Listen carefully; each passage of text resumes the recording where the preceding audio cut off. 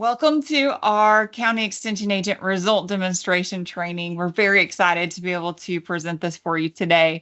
This is a part of a project that was sponsored by the Southern SARE, Sustainable Agriculture Research and Extension. So we're thankful to them for the funding to do a lot of the projects that you're going to see today.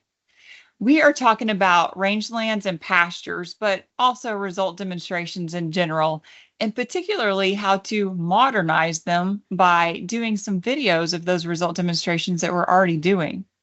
So we have a very quick lineup for you today. It is a 3-hour training, but everyone has very limited time. You can see we have a lot of speakers. Many of these are shared spots, so it's even faster, but we're hoping to cover a lot of material that we wouldn't necessarily need to do in person to help you get a little bit more comfortable with result demonstrations. First up, I'd like to introduce Dr. Dan Hale to talk about the role of result demonstrations for county extension agents and the extension service in general. Dr. Hale is our Associate Director for Ag and Natural Resources. He also happens to be a professor and extension meat specialist. So I'm going to turn it over to you, Dr. Hale. Yeah, look at that picture. My goodness. So it's so good to be here today. That picture, just so you know, just before that picture occurred, I tried to pet Reveille, and Reveille tried to bite me. Oh, no. So that's why I had that kind of cheesy grin on my face, like if you only knew what just happened. No, Reveille is a sweet dog. Please don't get that wrong. But yeah, no, I appreciate everybody being on today. This is outstanding, and this is what I would call kind of the centerpiece of groups of trainings that we have tried to put together over the last several years. And I'm really excited about this particular training because I think it will really be the center point that we will be using within Texas A&M AgriLife Extension Service to help particularly new people get onboarded with respect to result demonstrations, and even those that have been around for quite a number of years to really what I call up their game with respect to result demonstrations. Historically, if you look at extension and even 4-H within the state of Texas, we have been able to see that we are actually the proving grounds for result demonstrations. So if you all probably know any of the history of extension within the state of Texas, it began near Terrell, Texas at the Porter Ranch. And a man named Seaman Knapp worked on putting in a result demonstration unit there as a facility with USDA's help at that, whatever they called it back in that day, with their help of trying to put in a demonstration unit to help show farmers the best agricultural practices for that particular area. That was really the foundation of extension, and result demonstrations have been the foundation of extension for many, many years. Also want to kind of open your eyes to the youth within result demonstrations. The first, back in, I think, 1907, a man named Tom Marks started what we call the Corn Club, which eventually became 4-H, which of course is much more than just the corn. But in that day, he was convinced that we would need to teach the new generation, the next generation, best practices in agricultural production in order to take it forward. And maybe we could show some people just through the youth, some of the other farmers and ranchers, a better way of doing things, because they seemed to be having trouble trying to make penetration with education within the adult community. So he started it with these corn clubs, and that became 4-H. Those are both result demonstrations. Result demonstrations are critical to extension and to your work. Of course, if you're a county extension agent, we ask that every county extension agent have a result demonstration. Maybe as many as 3, and maybe more. Some of you, I've seen some that have 5 or 10 or 20 result demonstrations that are going on. I think this training will help open your eyes to what result demonstrations look like, and also understand the value of those, both to you personally or professionally, as well as to the people in your county and the surrounding area. So if you think about it, there are several things that are why we believe that this is really important. I believe this is equally important as an educational event that you might plan. And of course, you might very likely use result demonstrations for those educational. They should always result in some sort of educational outreach of the results that came from that particular project that you put together. But when we look at this, result demonstrations allow you, first of all, to get on the ranches or farms of the people in your county. It helps you develop a rapport with the people in your county. It helps show you as a subject matter specialist. And if you don't know the answer, they know that you know who can help them and help design those projects in those projects as you design those. So it's really critical to help get you out on farms, get you with stakeholders, get to them seeing you as a subject matter specialist in some area that's important to that county. Secondly, it is a professional development opportunity for you. I have encouraged all of our specialists to be heavily involved as requested by county agents in these projects. And so that's in the development of them. They're not going to do it all for you, but should help you in the execution to some extent, and then also developing and putting together the results that you're going to put out there. So specialists should be heavily involved. As a meat specialist all those years, I thought it was very important for us to work together between specialists and agents and putting these very productive result demonstrations out there for the people in the counties around. And that's where our kind of the rubber hits the road, is when we are working directly with people within the counties. And lastly, it does provide some valuable information, because it's great to show something that might work here on campus in Texas, in College Station, Texas, or even at a center. But until you get it out in the real world, you really don't know how it's going to work. And there's so many different geography differences across the state that it's important to test things across the spectrum as we go forward and try to produce the best results, best practices, and give those to the people that we're working with. So I hope you understand why I believe that this is extremely important, and why I look to this training as really being a centerpiece for helping us all up our game with respect to result demonstrations. So thank you for being part of it, and I look forward to listening in myself. Thank you, Dr. Hale. Really appreciate that introduction to kind of center us on the history of result demonstrations and kind of our charge and how those can be used to impact our clientele. We do have Prairie View A&M and NRCS, USDA NRCS, on this training as well, and I welcome all of you. Next up, we have Miss Ashley Pellerin, soon to be Dr. Ashley Pellerin. I am so sorry, Ashley. Ashley James. She is married, and I cannot get over her name that I called her for years. Ashley James is going to talk about demonstrations versus result demonstrations, because we found throughout our grant project that this was a very shady line that got really confusing. And I appreciate you covering this kind of hot topic. No problem. I hope that, this point of clarity, it's not really a long discussion, but I hope the definitions and kind of some of the examples that I provide you all with a little bit of clarity into the difference between demonstrations and result demonstrations. When I first started, I made the mistake of doing a demonstration thinking that it was a result demonstration, and I forgot one key component. So hopefully we can remedy that with this presentation today. So the first one is a demonstration. So you can also call these method demonstrations. So with that, there's an audience that watches a presenter, a leader, or an extension agent teach them how to do something.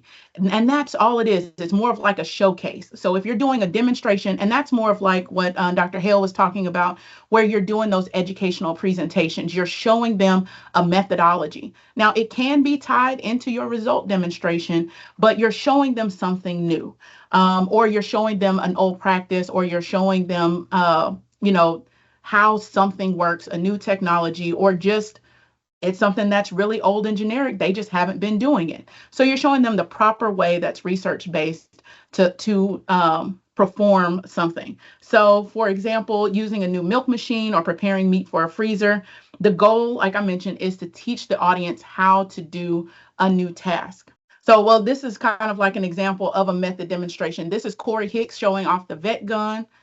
And that's all he's doing is we just made a video of him just demonstrating how a producer might use that vet gun for fly control. And that's all this video is showing. A little bit of slow-mo because it does happen pretty quickly. But again, you're teaching or demonstrating a method.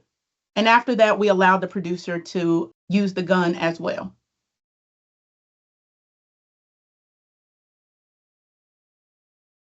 The next one is your result demonstrations.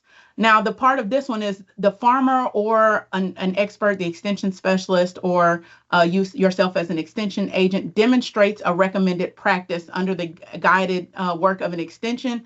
And the goal is to prove its benefits of practice while you teach others how to use it, which means there's a comparison that's happening. What have you done before? And then what is this new practice? So we just saw Corey use the vet gun. We know that Sonia Swiger, for those that may not know her, she was she does a fly control demonstration, or she had done one for a while, and she was trying different methods of ear tags. So that would get put out throughout the whole, throughout multiple counties, and she would aggregate everybody's responses. Well, we kind of took it a step further where we were still doing the comparison for the fly control tags, but we also had a sector of animals that were set aside to test the efficacy of the vet gun in comparison into those other proven methods. So really the key distinguishing factor between a demonstration and a result demonstration is that comparison. You're showing, does it work better, or is what you're doing okay? And it's not always to make sure that what you are presenting to them as something that is new is better, because as we know, each farm is different. So whatever you're presenting to them, it may work on one farm or one operation, and it may not work on the other. So the goal is just to show them what's working in their area. So it's important to make sure we're understanding the needs of our communities so that our result demonstrations can be tailored and catered to the needs of our clientele, not just because some researcher has something to do. While we want to support our researchers and what they have going on, the goal is for the education of your clientele. You know, we have opportunities to work with researchers, and we will take that into account. But where the rubber meets the road is clientele assistance. So just kind of as a quick review,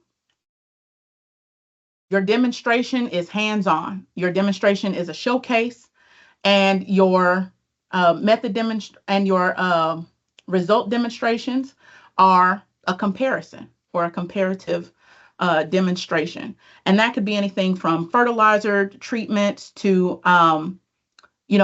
different types of grasses, different methods of weed removal, be they mechanical, chemical, however you decide. But that's when it's really important to work with your specialist, because sometimes you may not have the answer, or you don't have to come up with a result demonstration yourself. You are to work with your specialist and maybe some of the university researchers, both at Prairie View, at Texas A&M, and maybe even some outside entities with USDA if there's an identified problem, to try to gather those resources and do something that will be beneficial to the unit.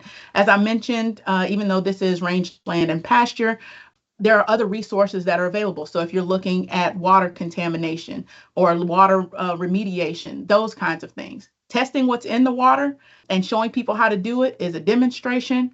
If you're looking at filtration methods for livestock or for watering your pastures, then definitely you comparing those filtration methods, then that could be a result demonstration. All right, with that, I will turn it back over to Megan. Thank you, Ashley. I appreciate that. And it does seem like such a simple thing, but demonstration versus result demonstration gets a lot of people, can be really confusing. Next up, I'm excited to share with you our first example video that we'll do today. We have 3 that we want to share throughout this program. And this one features Dr. Jake Thorne, and I hope you enjoy it.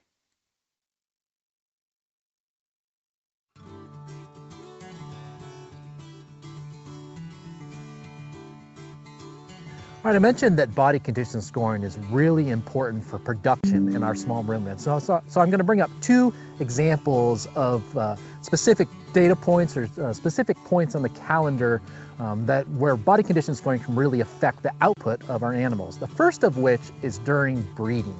And so we want, actually coming into breeding season, our animals to be at about a 2.5 to 3 body condition scoring. And that's a little on the thinner side compared to some of the other times of the year. And the reason why that's important is because we want an increasing plane of nutrition in those ewes or nannies right before breeding, because they'll be able to experience something called flushing. Flushing is basically when the body says, okay, we're consuming extra nutrients, we can ovulate more eggs, and that will actually increase the percentage of our lamb or kid crop because of that flushing effect. Now, we wouldn't expect to see much of a flushing effect if those ewes and nannies are already in a 3 to a 3.5 condition score. And look at the differences between those ewes or nannies that are experiencing flushing and those that are already at a high plane of nutrition. The other example of a time when body condition scoring is really important is late gestation. And there's actually been quite a bit of research out of Australia that has shown the effect on lamb or kids' survival compared to condition score. And this is especially important for our twin and triplet litters. Ewes that are in at least a 3 to a 3.5 condition score will have an 80 or higher % lamb survival.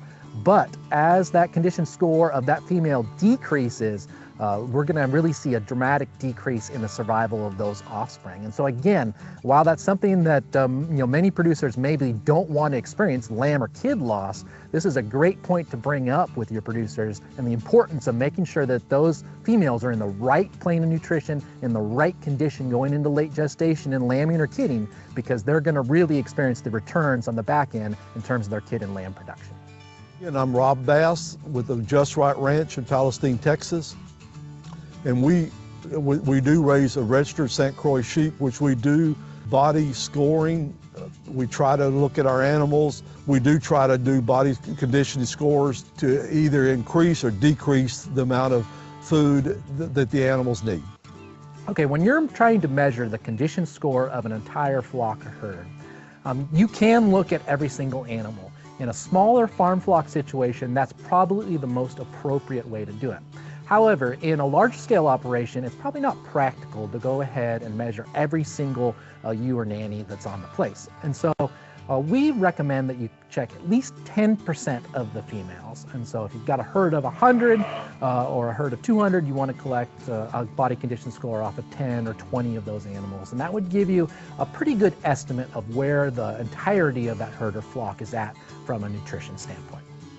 Okay, so body condition scoring in sheep and goats is scored on a 1 to 5 scale. And so again, a 1 is an animal that is emaciated, thin. A 5 would be extremely obese. And honestly, we very rarely see those animals that are on that extreme end, those extreme ends of the spectrum. So lots of times we see between a 2 and a 4. And we actually also include half scores in body conditioning score of sheep and goats. So we can have 2.5, 3.5, 4.5, and so on. So I've got some 5 ewes here captured in this pen, and we have a little bit of variability in our BCS on these ewes. And so how we're going to capture those measurements is we have to get our hands on the animal. And what we're really going to feel is right across the loin here. And we're feeling for the spinous process that's extended up. And so body condition score is really a combination of the muscle and fat cover over that loin area. And so when we feel over the top there, we want to feel for how much spine is extended up, and also those spinous processes out the side, how much of those we can feel is going to give us an indication of what that BCS is. And so when I feel this ewe right here, I can feel just a little bit of backbone. Feel right at the edges here, I can feel just a little bit of those spinous processes. And in between here, which is where she would lay muscle and fat, there's maybe not quite as much as we say on this ewe right here.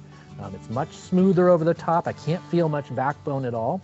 Another area that helps give us an indication of BCS is right along the rib cage here. And so we can feel along, if we can feel those ribs, kind of like what you'd feel on the knuckles of your hand, that's usually an animal that's pretty intermediate in score. And so when I look at those two right there, that first ewe that I felt where I can feel just a little bit more backbone, I would call that a 3 body condition score. The ewe that was right next to her, which was a little bit smoother over her top, she's a 3.5, getting close to a 4. Now, one other thing that I want to explain about what's going on here is these ewes are in pretty late gestation, and as they're carrying that fetus and it's really off that pelvic rim and into the body cavity, tends to pull some of that middle section of that animal down, and ewes tend to feel a little bit thinner during that time period as they're just days away from lambing. And so don't let that necessarily confuse you. We've still got animals that are in very good condition and they're in appropriate plane of nutrition, but there's still some variability. And so hopefully you're able to capture that and see that on the video today. So one of the critical times to collect body condition score is mid-gestation for ewes and nannies. And the reason being is because that's prior to when the majority of the fetal growth occurs. And we really want those females to be in about a 3 to 3.5 condition score. Again, we don't want them to be too fat or we don't want them to be too thin, but as they go into that last third of gestation, there's really going to be a draw of energy from that fetus as it grows much more rapidly. And it's going to be hard to adjust condition score through nutrition once they go ahead and lamb. And so when we get that mid-gestation score, that allows us a little bit of a buffer zone ahead of when they're heading into lactation, and we can adjust how much feed or supplement they're going to receive. If those ewes are at a 3 or less, let's say a 2.5, or even especially if they're at a 2, we need to increase supplementation and because of the demands that are going to be on that ewe coming up in the late gestation period and through lactation. If they are at a 3.5, we do not want to necessarily add any additional supplementation. Reason being is because we don't want those fetuses to get too large. She's already to 3.5, she's appropriate. If those fetuses get too large, we might experience some dystocia, and that's going to be a whole other set of problems in and of itself.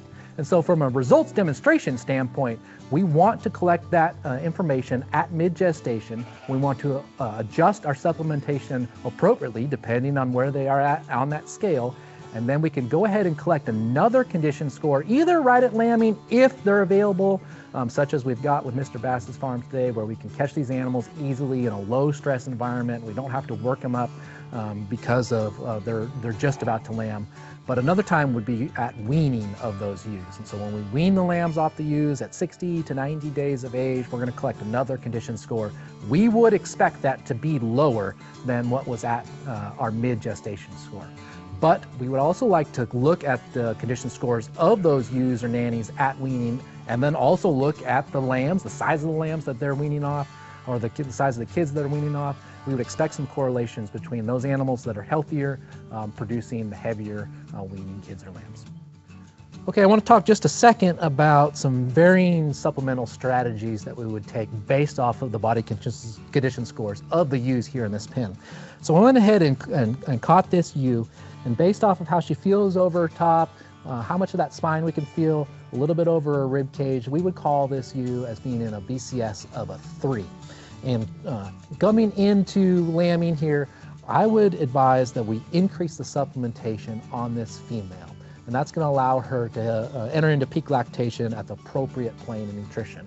Now, over to my left, and I know you might not be able to see them, we have some ewes that are a 3.5 to a 4. And we don't necessarily want to increase supplementation for those. And so in an ideal situation, we would go ahead and separate this ewe out or into a group with a couple females that need more supplementation, and go ahead and give them the appropriate nutrition that they need and leave the others on the situation that they're at. The reason why we wouldn't want to just go ahead and supplement everybody is especially if we're in a bulk feeding situation, we can't guarantee who is going to go ahead and eat the appropriate amount from the feeder and who isn't. Often cases, the ewes that are heavier condition, maybe feel a little bit better, they're going to eat most of the feed. The ones that need it don't end up getting the feed. And so it's just the best recommendation to go ahead and separate the flock or herd if it's practical for you and your operation, and give those that need the extra supplement what they do. Okay, here's the results for our demonstration of body condition scoring. And so just a reminder how body condition scoring works. This is also on a 1 to 5 scale. individuals that score a 1 would be emaciated or very, very thin. And so what you're looking at here on this chart is actually a cross-section of the spinous processes and this loin muscle and any fat or external fat that is laid over the top of that loin muscle. So this is what we would be feeling right along the back of our sheep or goats, whatever we were scoring. And a 1 would be a very thin individual. That sheep or goat would have a very prominent spinous process. It would be very sharp when we touch their back. Their backbone would be very evident. That means they do not have much fat or muscle tissue, in this case, overlaid over the top of that spine. Now, on the other end of the spectrum, a 5 would be an obese animal, tremendous amount of fat cover, very, very fleshy combination of muscle and fat. That individual is almost over fat in many cases. In reality, most of the sheep or goats that we score and often see in our flocks or herds fall in this 2 to 4 range. So one of the ways that we can use body condition scoring from a management standpoint and also accomplish a bit of a result demonstration is by taking these scores leading up to breeding. And so again, those 10 ewes from Mr. Bass's farm, we took condition scores 30 days prior to breeding and then also at breeding.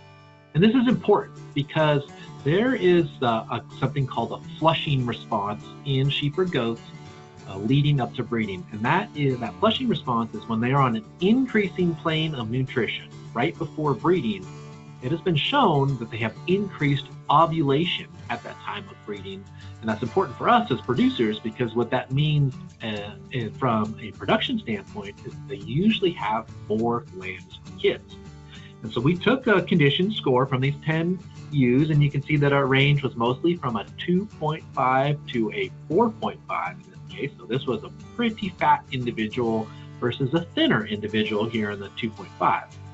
And then Mr. Bass provided some supplement over this 30-day period. Most all of the ewes either gained or maintained condition. If we take a little closer look, I've highlighted in green here the 6 ewes that gained condition score over that 30-day period. That's a pretty strong indication that they are on an increasing plane of nutrition. And then when we also include a little bit more data, an important data point, the number of lambs born, we can see that the average number of lambs born from those ewes that gained condition was 1.83.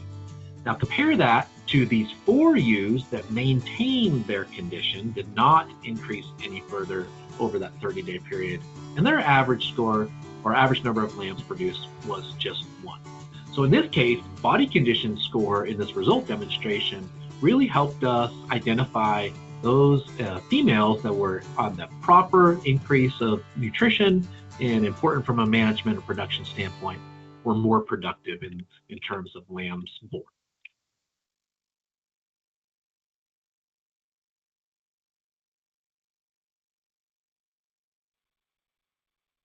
You could see that was a fantastic video. It had a lot of background information in it, which we felt was important to leave in because it's also useful for agents in NRCS who maybe don't have a lot of background in small ruminants. But a very good example of what you could do with a result demonstration video. Next up, we're going to talk a little bit about making result demonstrations more seamless with your county extension efforts that you're already doing. So trying to package things together in a way that makes sense so that you're working smarter, not harder. And to help me do that, we have Boone Holiday, who is the Galveston County Extension Agent in Horticulture. And I, of course, am Megan Clayton. I'm an Extension Rangeland Specialist. So when we talk about integrating result demonstrations with what we're already doing, I think the whole concept would be to make your time count, because we all know that we don't have extra time to do a whole lot of side projects, even though those that might seem really fun that we'd love to be doing.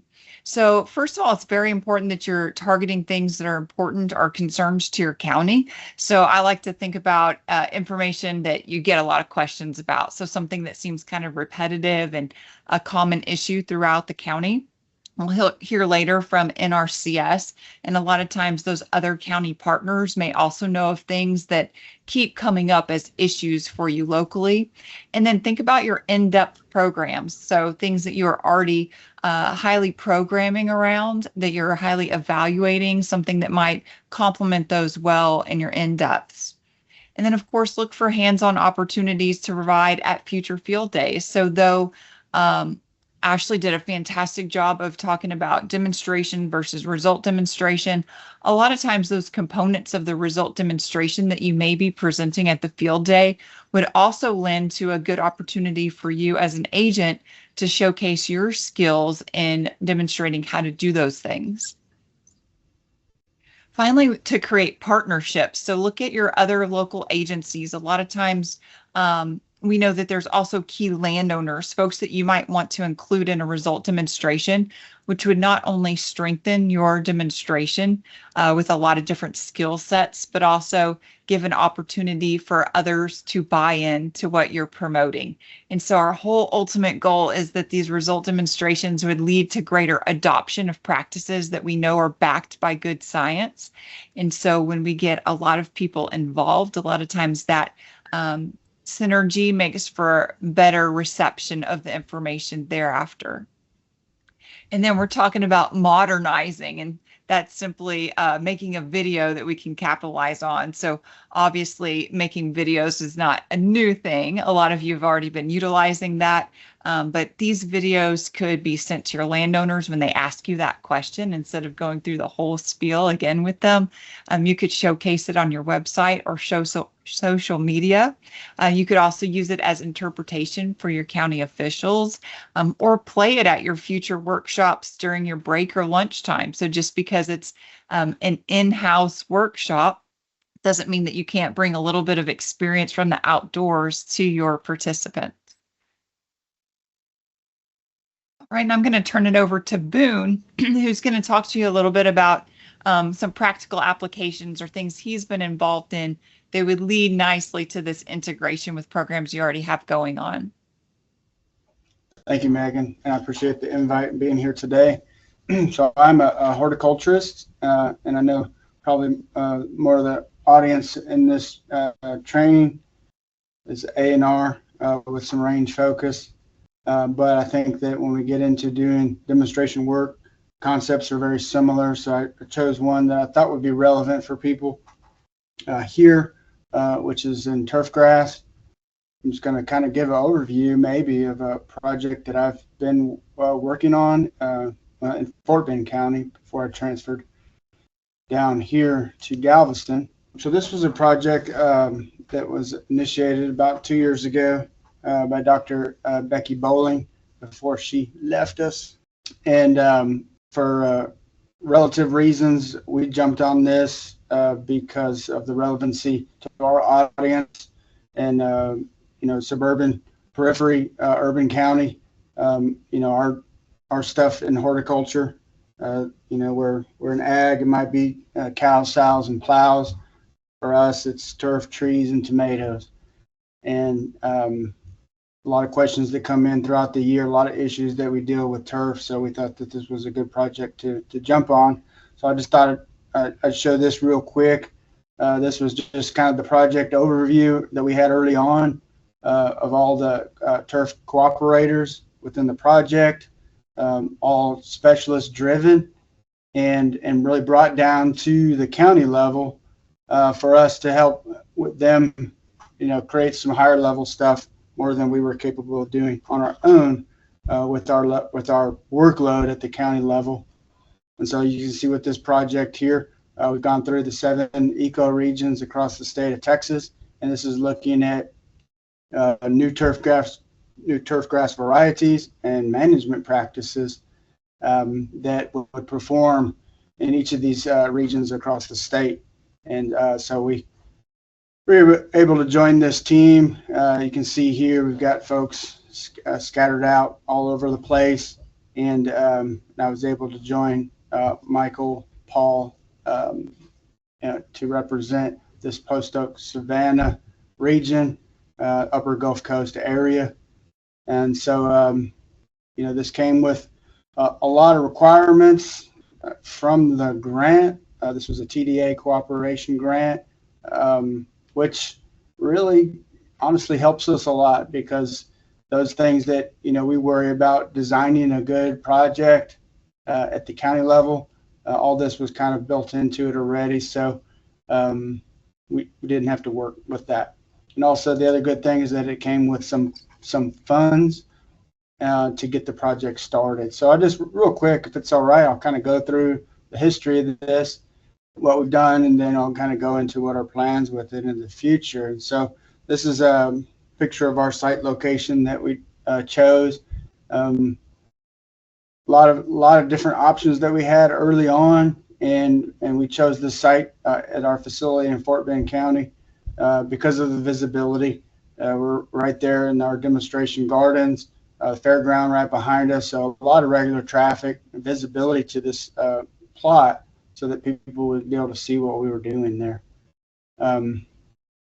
You go through here, getting into site preparation. We've got some equipment from the county and a couple volunteers out there helping to get this project off the ground. We did our site prep, herbicide applications, cultivation, fertility testing and adjustment, and then came on with our 4 varieties of sod that were chosen for our location, and dropped that down with irrigation in place. This is back in September of 23, and as the project was off the ground and going, we have one San Augustine variety, one Bermuda, one Paspalum or seashore Paspalum, and one Zoysia grass here. Some newer varieties in this mix to see which ones were going to do well for us. Keeping in mind that our target audience here really was the homeowner base of, when we get those questions is what's the best turf grass for our lawn. We're looking at disease resistance. We're looking at minimizing inputs. We're looking at heat and moisture requirements. And that drought tolerance is probably the big aspect of this program. And we'll get to that here. So just keep this as a snapshot in your mind of how well the sod looks at the first week of planting. So this is our plot here. There was a little bit of leeway, you could say, on how we designed these plots. So just to give you an example of the replications of this was in Montgomery County and Conroe with Michael's plot there. They went along a parking lot, and you can see these differences in colors and textures of the grass. So again, this is there at the extension office. You can drive down here and look at the signage along the way down to see those varieties in action. We go up here to the Metroplex, and we see that they've done more of a informal design on this. Each of these sections here in this lawn are several of the different varieties of turf. And then we get out to San Angelo. It looks like we're out in a big sports field remnant where we have these blocks set up. They look pretty good, replicated blocks. Fredericksburg, Gillespie County. This was Beth McMahon working on this project out there. You can see with each of these, we got rocky soil, gravel base on this, just kind of representing those eco regions across the state. This one here is an aerial overview of the plots in College Station. We have 2 large plots, and then we have sub micro plots that they designed with theirs. Right here's Paul Winsky over in Katy, talking to a group of students there at HCC, and you can see the way he's designed these plots here along the sidewalk for easy viewing. And then up here, this is probably in the Longview area up in Northeast Texas, in Gregg County. These plots are spaced out there. So this is basically what we're looking at here is one of the updated grant reports to TDA that was submitted by Dr. Manuel Chavarria. And we've had several of these reports that have been, we just basically give our updates to them as far as programs, activities, and snapshots of our project.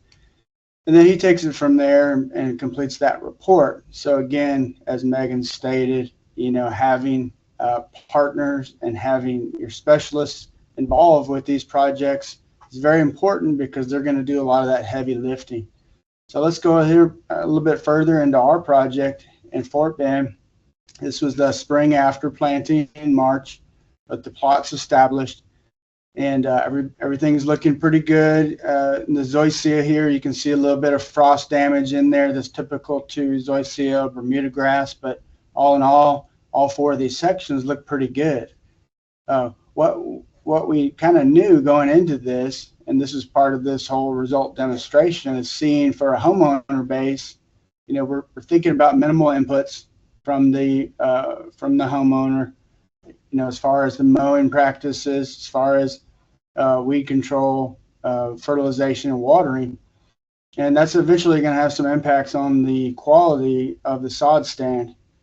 So we got this St. Augustine, Bermuda, Paspalum, and Zoysia here in the plot. We'll go through these one by one. More recently, after last summer, we got in, this summer was really hot towards the end of the summer.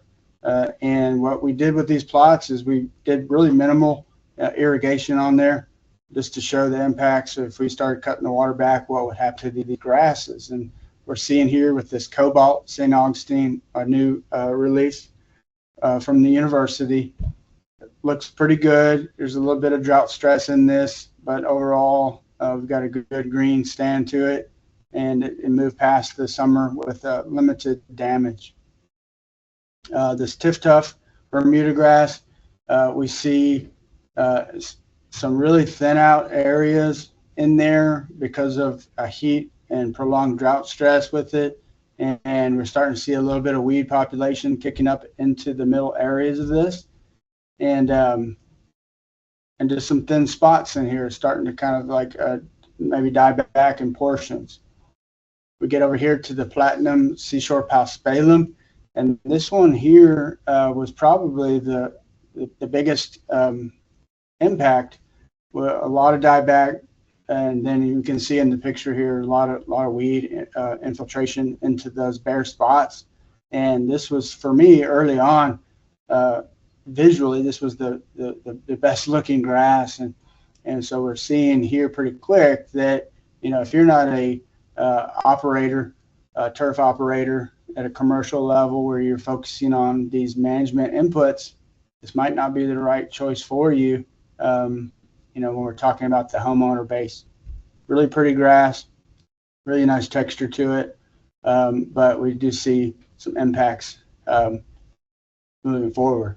This Palisade Zoysia, this one, the picture looks kind of rough, but I think what we're seeing here is just a little bit of the summer drought-induced dormancy. Not really any weed pressure in there, just the grass is yellowed out a little bit. I think with the onslaught of reasonable weather and moisture, this is going to perk back up and look pretty good. Now I put this plot here side by side with this on the picture on the right from March of last year compared to where we're at now. All 4 of these plots looked fantastic, and we're seeing here the recent photo, really that Cobalt St. Augustine is bulletproof. Really green. It did not receive supplemental water compared to the other plots. They all received the same amount, which is minimal additional irrigation. So I think for us in doing this work, this is something that we can share with our clientele and share with some of these turf grass operators and businesses, of showing which ones of these grasses are going to perform well for the homeowner moving forward and offer some new selections for us. So these are just some things in talking with Megan about what we were trying to accomplish with the training. And for me, is that there's pressure on us all to conduct result demonstrations in our counties, but if we design this right, it doesn't need to be like that extra thing that we have to do just to check the box. That we can get creative and we can have fun and impactful projects with it. If we're focusing on these identified issues and relevancy, and a project that provides useful results as output, it's a win-win-win. I believe Ashley was talking about it earlier, was incorporating these projects into our existing plans of work. This doesn't have to be something that's outside of what we're already doing. These projects should supplement and build upon our educational programs and outreach in our communities.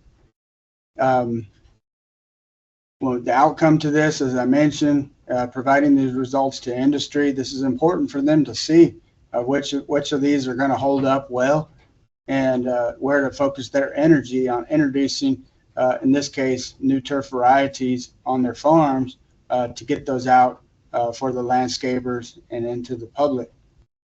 Working with specialists, very important no matter how we're doing it.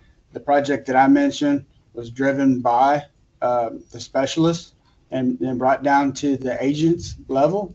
But it could go the other way as well. If we have a project where we defined a need at the county level, we would want to definitely rope in those specialists, get their input and suggestions, and maybe buy in on supporting what we're doing in our communities to make them better.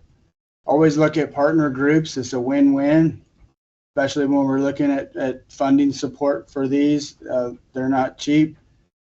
Just planting a project like this is one cost, but then we have ongoing management costs along the way, and we need to find those partners who can get value out of the work that we're doing. And ultimately, we can't do all this by ourselves.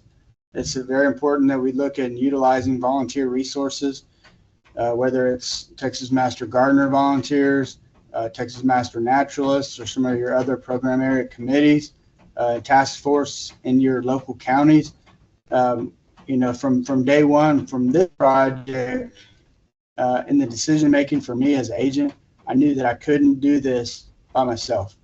When it came down to us asking if we wanted to buy into the project, I needed to know that I had volunteers signed up to help manage the project. So before we committed, I reached out to some of those people in our county, got a head nod that they were invested in supporting it, and then they're really the boots on the ground that helped me get the plots established, maintaining them, providing the documentation as we move forward to satisfy the needs of the full report for the duration of it.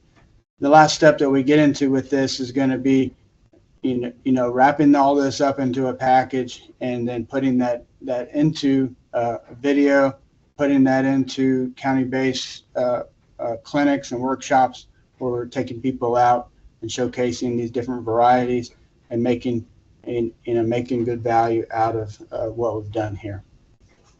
Thanks, Boone. That was fantastic.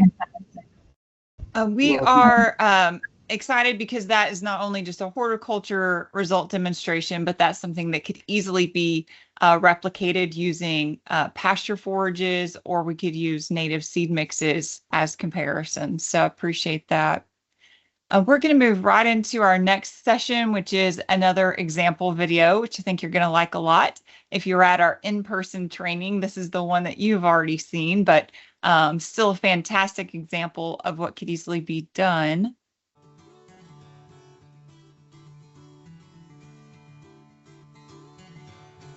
So for us here in East Texas, the utilization of cool season annual legumes is very popular, primarily for the purpose of the potential to recycle nitrogen back into our forage systems.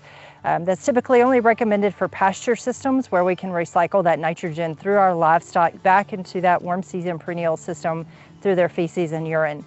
So what we want to look at with this particular result demonstration is how the impact of overseeding these cool season forages such as legumes in a warm season perennial system, how it can impact our potential for weed populations during that spring transition period.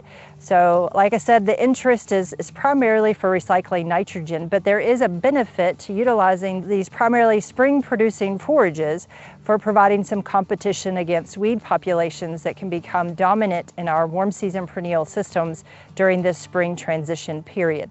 Talking about clover in the regional area, generally what happens is that we just don't see the adoption of clovers like we did several years ago, and mainly because of the costs involved in liming materials, in seed cost and fuel cost, and we just don't have very many producers implementing the clover program anymore. However, it is a practice that could certainly be of value to producers because you're looking at nitrogen being recycled onto that property. You're also looking at protein and energy from grazing that particular crop. And also, as it's already been said, weed control can certainly be helped as well. And so those are some of the positive things about utilizing clovers in a forage system. Okay, so we're going to take this frame and we're going to lay it down in this clover field here just to demonstrate what's there as far as the growth of the clover. And we're going to also compare this to another field where there is no clover growing to show you the difference in forage versus weeds. So the likely outcomes from this result demonstration is to provide a great illustration of how these cool season forages can reduce bare ground exposure during our winter spring period. Obviously, if we don't have actively growing vegetation, it's very easy for undesired species, broadleaf weeds, or winter grasses that are undesirable to become a dominant species in that environment and start to compete with our warm season perennials for things like moisture, nutrients, space, and sunlight. So when using these forage squares to determine percent cover of weeds or clover in this particular demonstration, no matter the size of the pasture, we would recommend that you take at least 4 randomly selected locations where you place the square down or you toss the square down, and you collect data in regards to what's the percentage of clover or what's the number of weeds in this 1 meter square.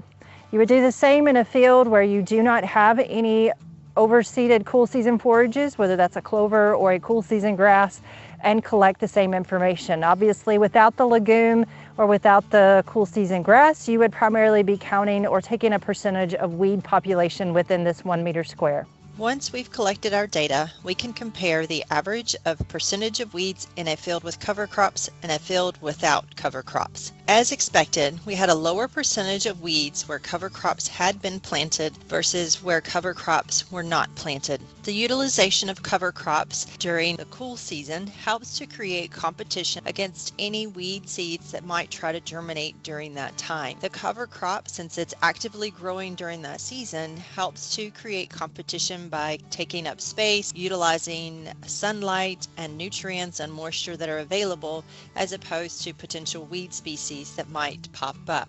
So this can be a part of an overall weed management strategy. For this demonstration, you'll need a few items. The first item is a meter squared frame that can easily be constructed by materials that you might have on hand or by utilizing some PVC pipe that's purchased from a local hardware store. Of course, you will also need pastures or fields that have been planted with a cover crop and a field or pasture that has not been planted with a cover crop. You do want to make sure these fields are in similar environments or in close proximity so that they are on similar soil types as well as under similar environmental conditions. A few notes with this result demonstration. It is critical to make sure that when you are comparing a location that has been overseeded with clover versus a field that has not, you want to make sure it's in a very similar soil type. And for us, these pastures are on the same property, extremely similar soil type. Most of the management is very similar, except for this pasture was not overseeded with any cool season annual legumes versus the previous pasture. It will be important as you think about using or doing a clover result demonstration that you are selecting a clover species that is well adapted to that location. If that location is a sandy soil that is well drained versus a bottom location. So your The location on the property or even your location within the state can greatly influence what species are going to be best adapted to that environment. So a good idea might be to take a single pasture on a producer's property and split it in half in regards to where you are planting that legume or potentially overseeding that legume versus where you are not. There are a lot of factors that could influence the success of this result demonstration. Our clover production is primarily influenced by rainfall. So if we have a good year where we have good moisture, you can have a bumper crop of clover versus a year where we have a very dry winter and dry spring. That can greatly influence that clover production. And so that could influence your results as far as how much competition you have from that clover against those weed species. Also know that our clovers can mature at different times of the year. Crimson clover matures fairly early for us in East Texas, typically on average about February.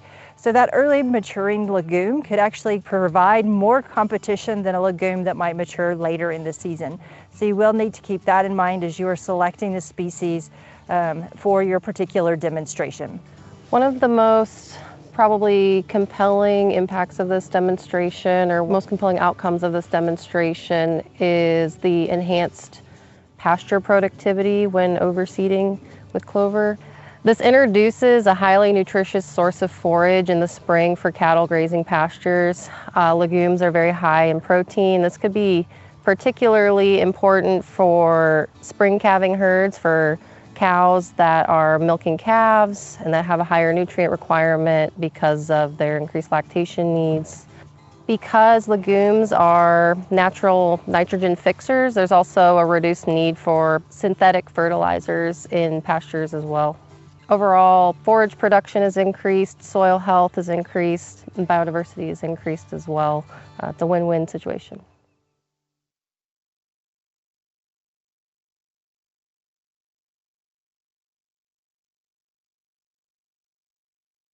All right, I hope y'all enjoyed that example video as well. Next up, I'd like to introduce an NRCS partner to talk about partnerships and think about ways that not only can you work with NRCS, but also different agencies that occur right there around you locally.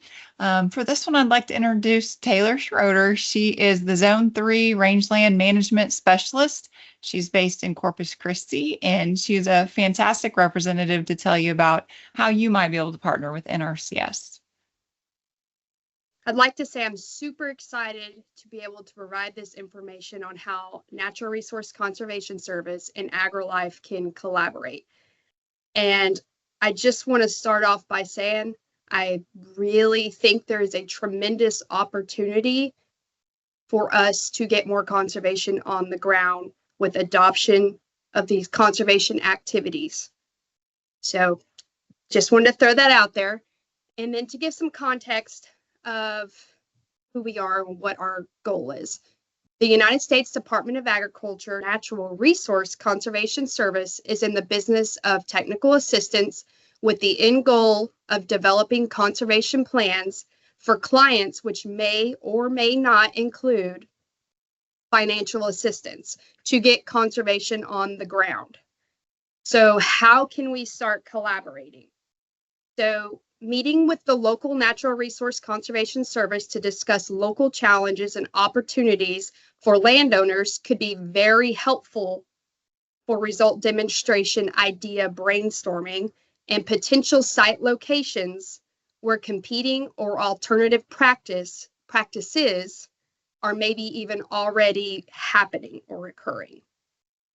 So when NRCS typically works with landowners, they are going to collect specific resource information on their clients with or without Farm Bill dollars, and or when requested by the landowner for brief technical assistance in order to develop conservation practice plan alternatives. So I'm going to go through a few examples that we may have in a field office in your county. So a plan may consist of fence and prescribed grazing. There is a potential result demonstration on different types of fencing alternatives and benefits to the resources of the specific grazing plan developed. Example number 2, There may be a plan in that county that has a use of body condition scoring for livestock on a monthly basis to keep track of herd health. So here's a potential result demo on tracking body condition score and using that information to adjust the client's grazing management decisions. Example number 3 might be a plan for forage testing for improved harvesting methods and hay quality. So there could be a potential result demo to show the importance of testing that could lead to adjusting haying along with the grazing system or any supplementation. So if county extension agents are interested in collaborating with NRCS, the best practices would include working with the landowners who already have a relationship with the local NRCS office, or those willing to invite NRCS personnel onto their property for technical assistance. So the NRCS personnel may be included in result demonstration reports or result demonstration videos discussing conservation practices, but the state office will need time to review the report or video for manuscript approval. This could take some time, so please plan ahead or discuss with your NRCS partner if they would prefer to be left off officially. Again, I just want to emphasize, I do think there is a tremendous opportunity here for us to tap into to get more conservation on the ground. And I don't know about the rest of you all, but whenever I retire, my goal is to hope that I made an impact on Texas landscapes. And so I think this is a great opportunity to do that.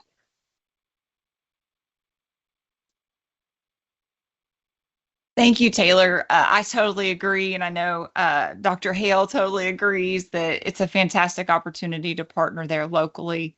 I appreciate you coming on here to speak with us today, but I also appreciate your enthusiasm and excitement about us being able to do things together to kind of push adoption of these practices even further than we could do alone. Next up, we're moving into reporting result demonstrations for producers. So one of the big challenges to overcome with result demonstrations, I think one is figuring out how to simplify things for a result demonstration, but also what came forward was the reporting side. So that maybe some agents felt a little bit weaker in. So we wanted to spend some time today really dwelling on that subject. And we have 2 fantastic specialists here to share with you that you have already seen in our result demonstration videos, Dr. Jake Thorne and Dr. Vanessa Courier-Olson. Both of these are really adept at not only doing research, but also interpreting that into language that's easy to understand so that it could, in fact, be adopted. So I'm going to turn it over to the 2 of them. So like Megan said, my name is Vanessa Courier-Olson. I'm the forage extension specialist with Texas A&M AgriLife Extension, and I'm located in East Texas at the Overton Research and Extension Center, and I'm a forage specialist. And so I'm presenting today talking about reporting result demonstrations to producers and sharing that information. And obviously the point of a result demonstration is to demonstrate a practice or practices that we would like to encourage our producers to implement on their property to make them more efficient and effective with their management, whether that's livestock related, forage related, turf grass, what have you. So something that we really encourage with result demonstrations is coordinating with your specialist, your subject matter specialist, whether they're fairly close to you or even if they're maybe located at another center in College Station, what have you. So reach out to those specialists to discuss obviously any ideas, or if you have questions about a potential idea, or even if you're looking for some ideas. I think it's great that we think about as we start thinking about or doing some result demonstrations, something to really think about is what are some challenges or problems for your producers in your county, in your area? Something that maybe you're getting a lot of questions about, or something that you think your producers potentially really struggle with or have a lot of questions or have challenges around. And then you can visit with specialists to talk about, kind of brainstorm possible ideas. They can give you some ideas or have some recommendations of some demonstrations and some suggestions on how that might be put together effectively. Coordinating with specialists, we're here to help you. We're happy to talk through some ideas and help you be effective and successful with any result demonstration.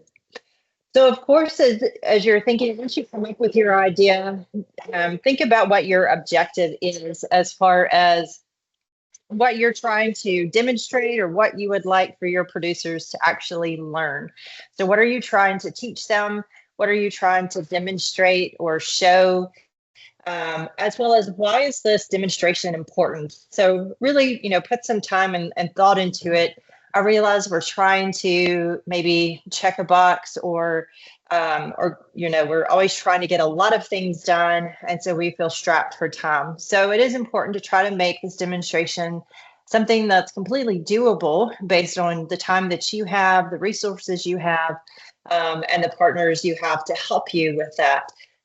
So really think about and focus on, why is this demonstration important? What am I trying to teach or show? And then think about how your producers can benefit, how they can learn from this demonstration. What are the takeaways, or what are the takeaways you would like for them to actually take home and hopefully implement on their own property and within their own management systems? So another aspect of result demonstration that's going to be important is documentation. So I have the philosophy, it's better safe than sorry. I have a short memory. We're all trying to remember a lot of things as far as what we have to do tomorrow, et cetera. So there's a lot going on in our heads, and I'm a big list maker. And so I really recommend that as you're going through this process, writing down everything. I would much rather have accumulated a bunch of paper with a lot of information that ends up not necessary or something that I may not use, as opposed to getting to the day of the field day or the video that we're producing and missing a lot of information. So take notes, write down everything, whether you're 100% sure it's going to be critical or not. So something, especially in agriculture, that's always important to include is weather data. So if you don't have a weather station on site, you can use websites like Weather Underground or WeatherBug. There's a lot of different websites, weather.com. You can look at archival or historical data. And typically there's often a lot of weather stations that information is coming from that might be fairly close to that particular piece of property.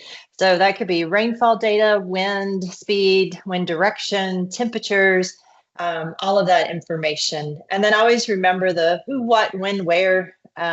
So document the date of different activities, maybe take GPS coordinates or an address for the location, pictures.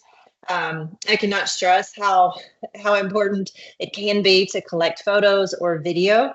I am probably the worst at collecting photos whenever I should or whenever I have opportunities. It's not necessarily something I always think about. Most of us have smartphones that actually are almost better cameras than a lot of cameras, that you might buy otherwise. So they can take really good photos, high quality photos. So collect those, before you put in the demonstration, during the demonstration, afterwards. So try to document as much as you can. So as you've collected, or when you collect your results, your data, and if you have questions about what maybe that data means, we might have an expectation of what is going to happen with that result demonstration, and things may change for different reasons.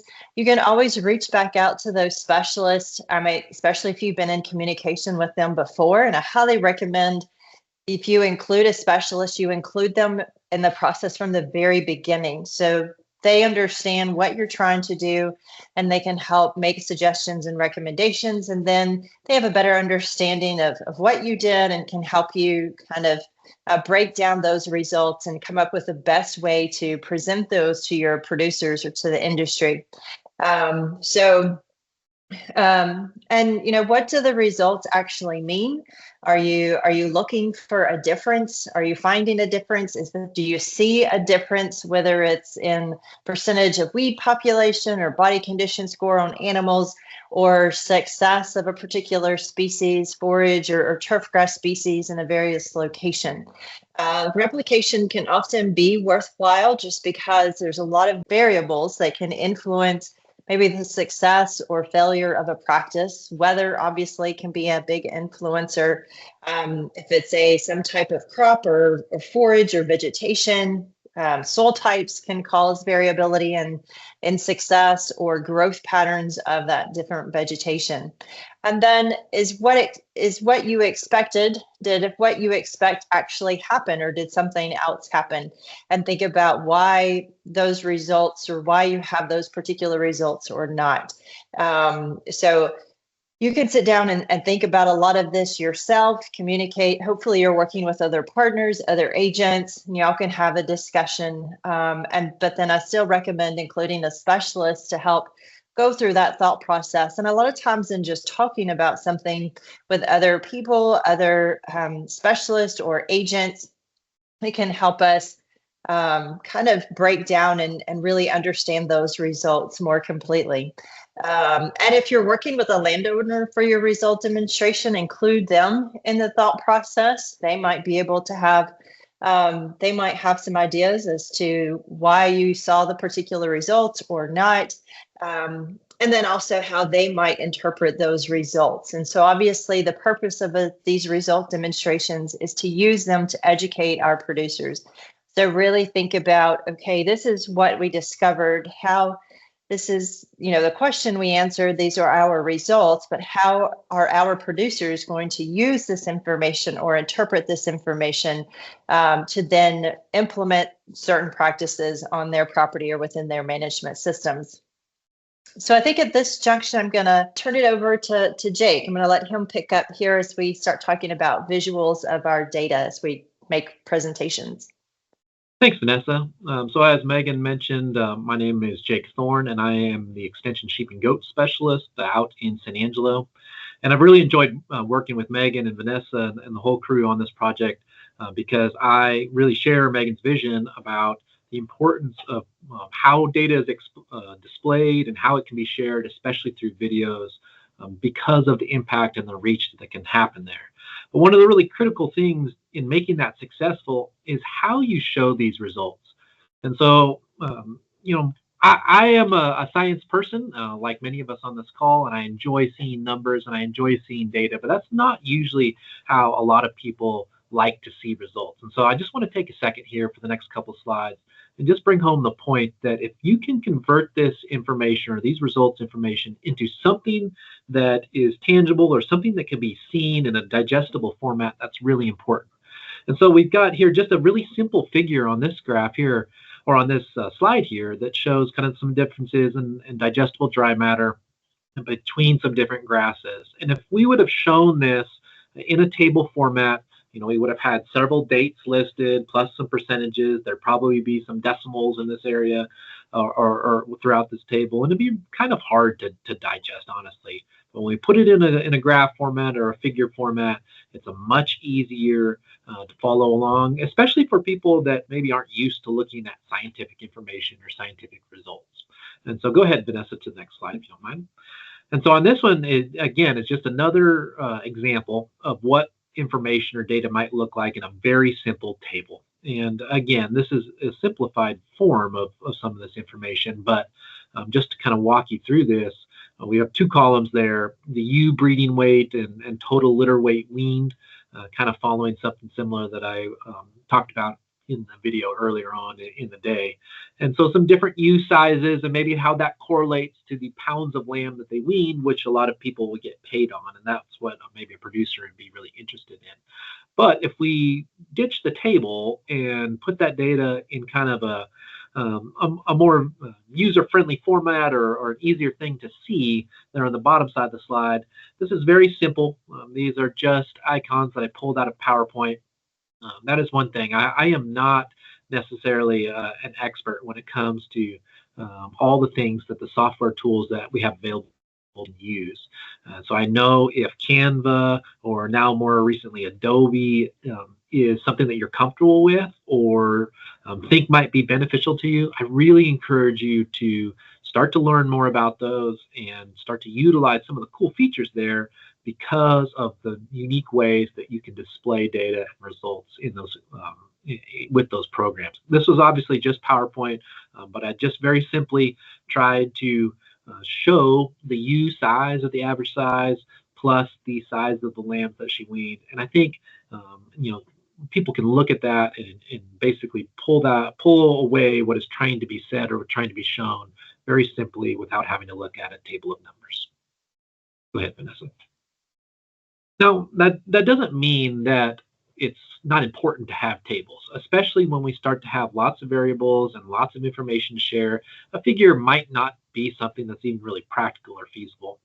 And again, you don't have to be intimidated by necessarily trying to generate the most perfect table or the most perfect figure, because there are some very simple tools that we're all really familiar with, especially in Excel, that you can go from basic data to what we would consider a publication-ready table in just a few steps. And so I showed the exact same information from the previous slide in just a normal table like you would put in an Excel spreadsheet on the upper left. And with a few clicks, you can insert a table and then insert the appropriate type of table in order to make it, as I mentioned, kind of publication-ready. One of the things that I cannot stress enough is that whenever you're showing data or you're showing numbers, this might seem like something that is simple and it's easy to overlook, but always increase your font size to the max amount that is able to be shown either on a PowerPoint or on a poster or in a video. Usually when we get in a room full of people and we forget about those in the back, or when we're constructing something on a computer, it's really easy to read some of these numbers. But if this was a PowerPoint presentation and we were in maybe even not the perfect light, or we're out on somebody's farm and we're trying to show this on a slide, the numbers on the upper left table would absolutely be not visible to anyone past 10 feet. So don't forget that. Increase your font size. Make sure that people can see what is being said. Clearly write out your headings or your column headings so that you don't have to explain it. Oftentimes, especially when we're presenting, we can kind of get in a rush when we're talking about data and information, and we forget to really slow down and explain what each of these columns mean. And so the clearer or the more clarity and the more information that you can share without going overboard and making it crowded is really important. It can be very helpful. Also, especially when we're talking about videos, if somebody is going to see this information either scrolling through social media or something that they clicked on YouTube, and maybe they're not hearing you talk or hearing you explain, it's important, whether it's a table or a figure, that they can basically get the information that's important out of it by just reading what you've displayed. And I think that's even maybe more clear on the next slide here. So again, I've created what we would consider more of a publication-ready figure instead of a table this time. And this was all done in Excel.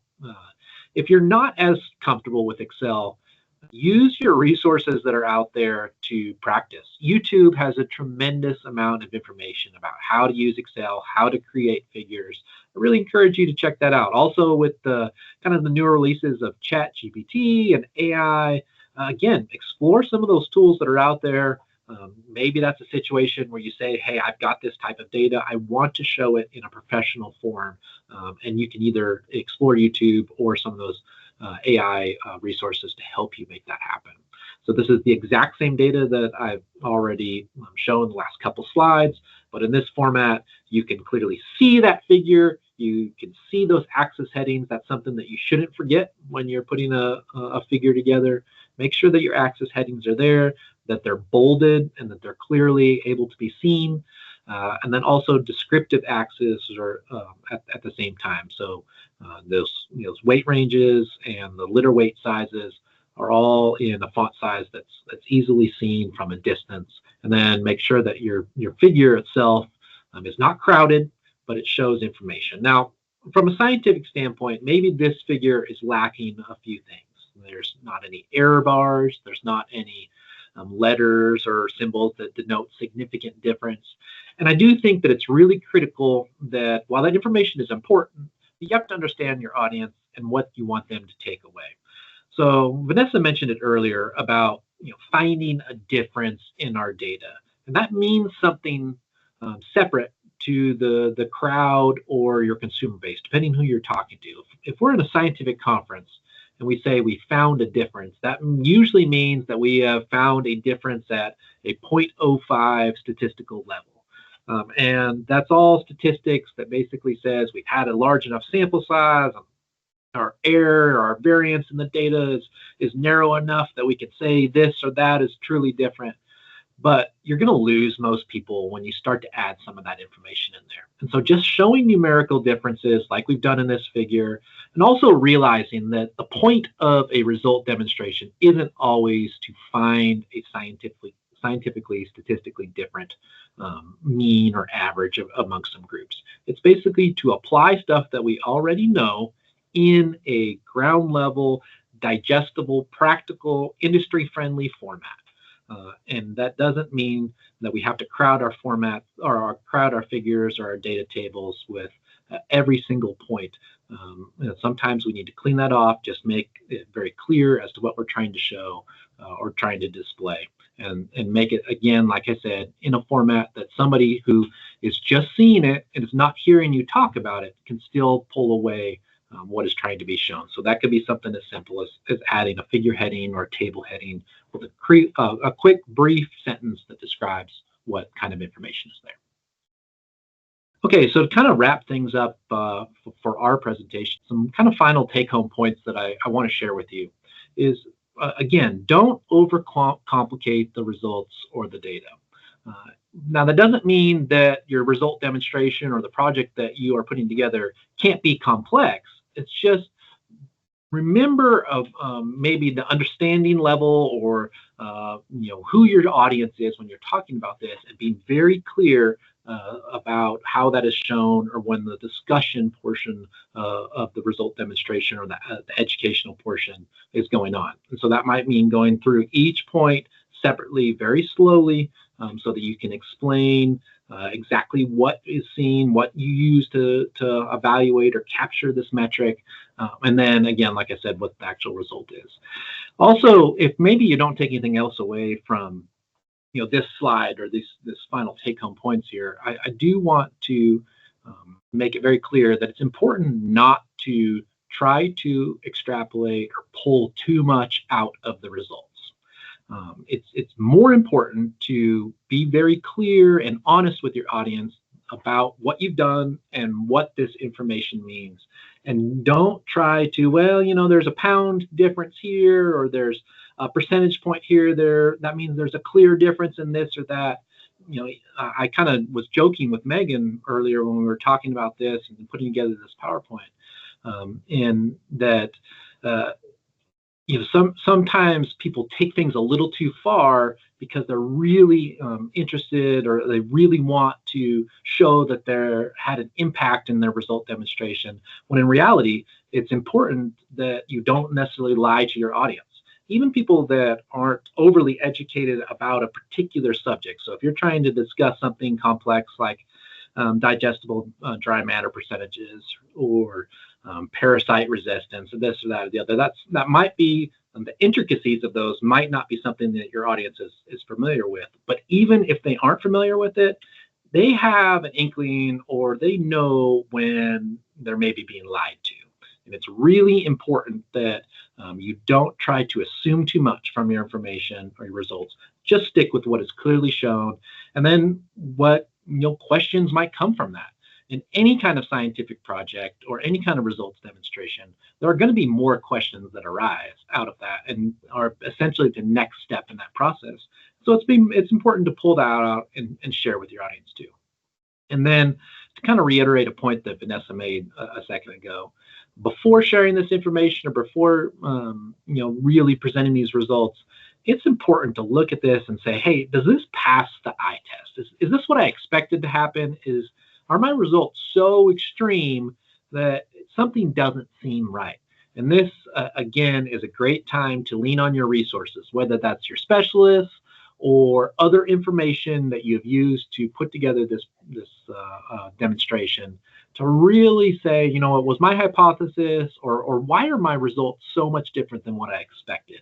And sometimes there might be a very simple explanation, or you know, maybe everything is completely above board and it just turned out that you had very stark differences in your results, or maybe there was something even minute that was off in the way that that data was collected. And so that's again, when us as specialists really feel like we can help you and putting together this information with some subject matter expertise to say, you know, here, this or this is the explanation for why these results are the way they are. And so to kind of final things, or to wrap things up, again, it's always important, and this is something that a point that I don't necessarily need to explain to all of you, but if we can get these results into producers' hands or into our stakeholders' hands in the setting where they were collected, out in the field, out in the pasture, in the pens with the animals, where there's a very clear connection between what the data shows and what is actually impacting what is interesting to them, or from a production standpoint, what is important to them. That's always going to be the best scenario. And so, you know, we have a tendency to stick to PowerPoint, but getting, you know, through videos or through pictures or field days, explaining those results in a real world setting is always the best. Well, I appreciate that. That was a really good talk that hit on a really tough subject that we get questions about quite a bit, honestly. All right, next up, we're going to show you another video, an example. I can't take credit for editing up this video, but I did take the footage in the video, and I think you'll notice some difference between what Nathaniel, who'll speak to you in just a little bit, who took the video footage from most of the first two videos you've seen today.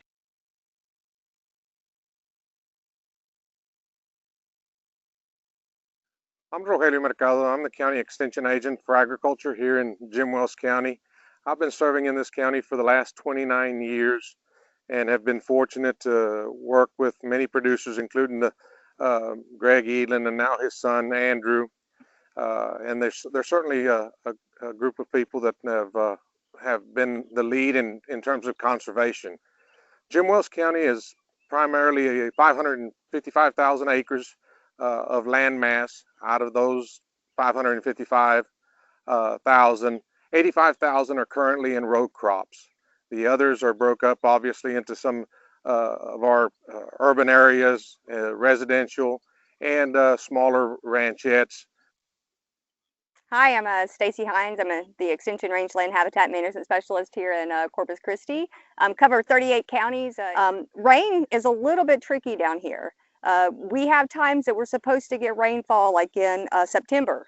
We're supposed to have the most rainfall that month. We also have peak seasons of rainfall.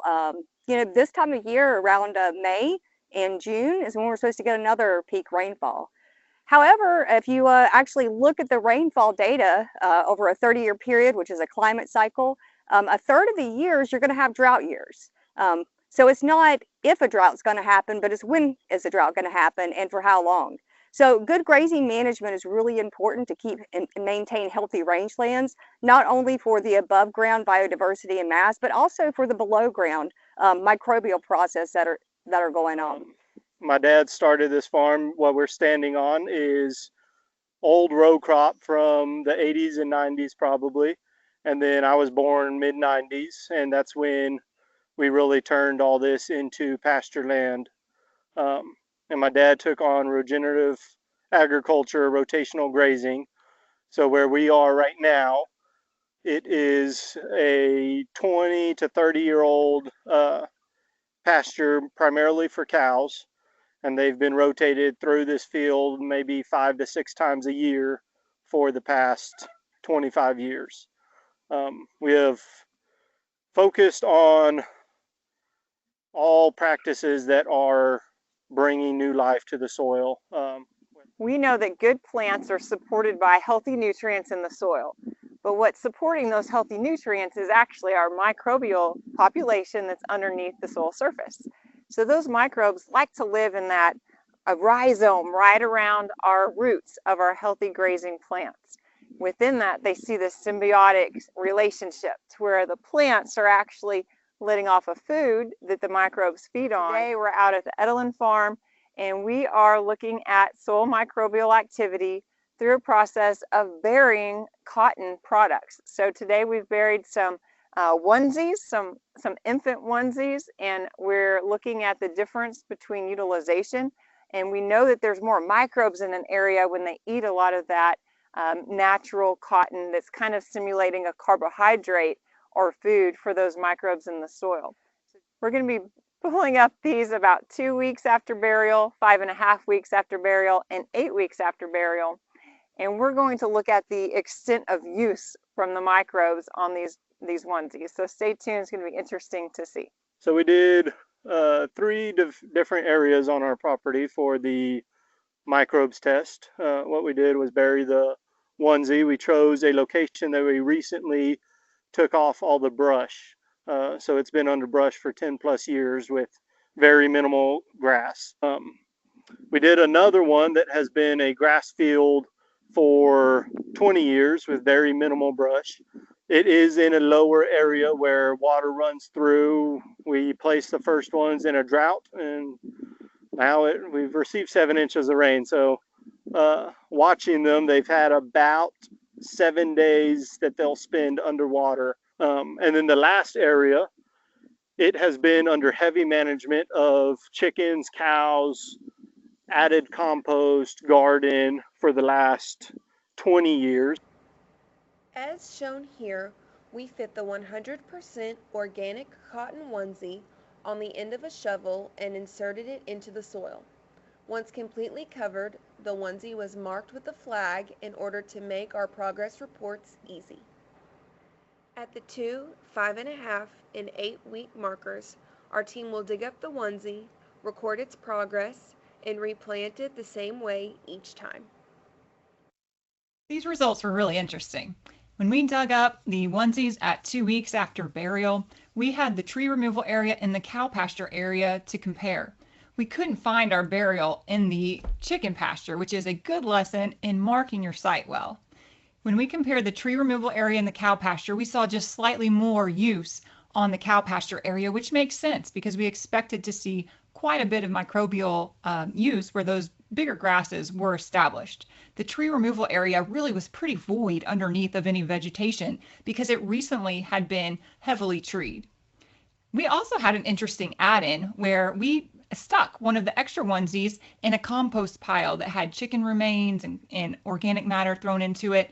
This onesie at just 2 weeks after burial came out with barely anything left. Really exciting to see. At 5.5 weeks after original burial, we dug up another set of onesies. Again, we saw very little use in the tree removal area that did not have good vegetation established underneath it. We saw slightly more, but not much use in the cow pasture, which was disappointing to tell you the truth. But at that time, that cow pasture was underwater. They had had a lot of rain, and we know that soil microbes don't really like it super wet or super dry. So that could explain why the low presence of microbial activity on the onesie in that cow pasture. The chicken pasture, on the other hand, where a lot of the chicken houses have been moved around, there's been a lot of organic matter added into that pasture, had a lot of microbial action on it, which was exciting to see. So we know that building up better organic matter through the addition of that chicken feces over a long period of time is probably improving that land because we did see some microbial use. Finally, we had Mr. Edelin dig up the onesies at 8 weeks after final burial. It was really fun to see that all 3 of our locations, the tree removal area, the chicken pasture, and the cow pasture, all had activity on that onesie, whereas I would say that the chicken pasture had significantly more. I mean, basically just the bands were left that were not 100% cotton, so we didn't expect microbes to eat those anyway. When you compare the tree removal area to the cow pasture, they're fairly equivalent, to tell you the truth, though we may have seen a little bit less in the cow pasture, again, because that area where we had chosen to bury the onesies was severely underwater. So you can see that there's a lot of different variances in comparisons of pastures between use of the microbes on the onesies. So what can you do if you don't have enough soil microbes to really have beneficial soils, and healthy plant communities?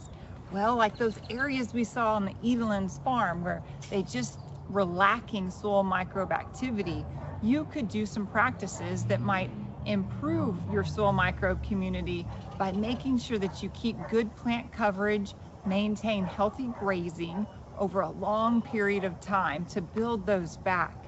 There's no dead ringer for getting soil microbes reestablished quickly.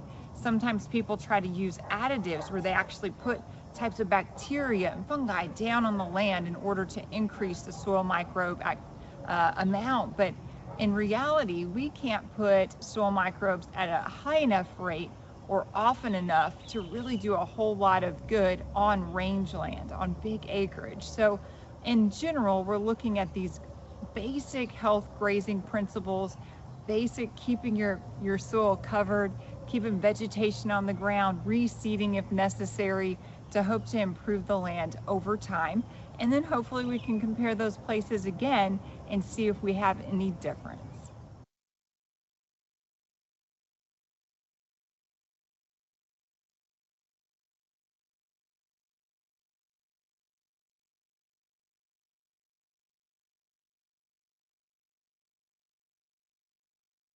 You can see that was a little bit different. I have to say, Rogelio's on this call. You probably know this as the whitey tidy test. That's what I call it, where normally we're bearing men's underwear for the testing, but Rogelio said, no way. So we buried these infant onesies, which work just the same because they're 100% cotton, and still leave that stretchy band for us to find in case all of the cotton is eaten by the microbes. But turned out great. I probably would have done a few different things with my last video there, which you could hear every dog in Lytle decided to bark at the same time. So anyway, a lot of different learning through that, but really a fun video to do. Next up, we're going to talk about videoing equipment, which you could see the way that you stage your videos or make them can really make a big difference. And for that, I've asked Donnie Hall. He's a productions manager with AgriLife Marketing and Communications and has extensive knowledge in all things videoing to help us out here. And of course, I'm going to chime in with the experience that I've had thus far. So videoing what we do, trying to get that information out there. You can remember this is the video that is cringeworthy. The lighting is off. My hair actually looked like it hadn't been combed in a while. The dogs were barking in the background. There are a lot of things that weren't ideal with that situation. What would have been great is if I could have gone back to the Evelyn Ranch to do the final shoot so that we could have talked about the differences. You'll notice that in interpreting results for this demonstration, we didn't have hard numbers. We were just simply comparing what data we had dug up. So a little bit of a different stage than when you have something to really work with and graph. So videoing, of course, is not a new concept. A lot of you have done fantastic videos. I've seen them on social media, but those who are not doing them, I feel like you're missing a huge opportunity to interpret what you do and what could be done.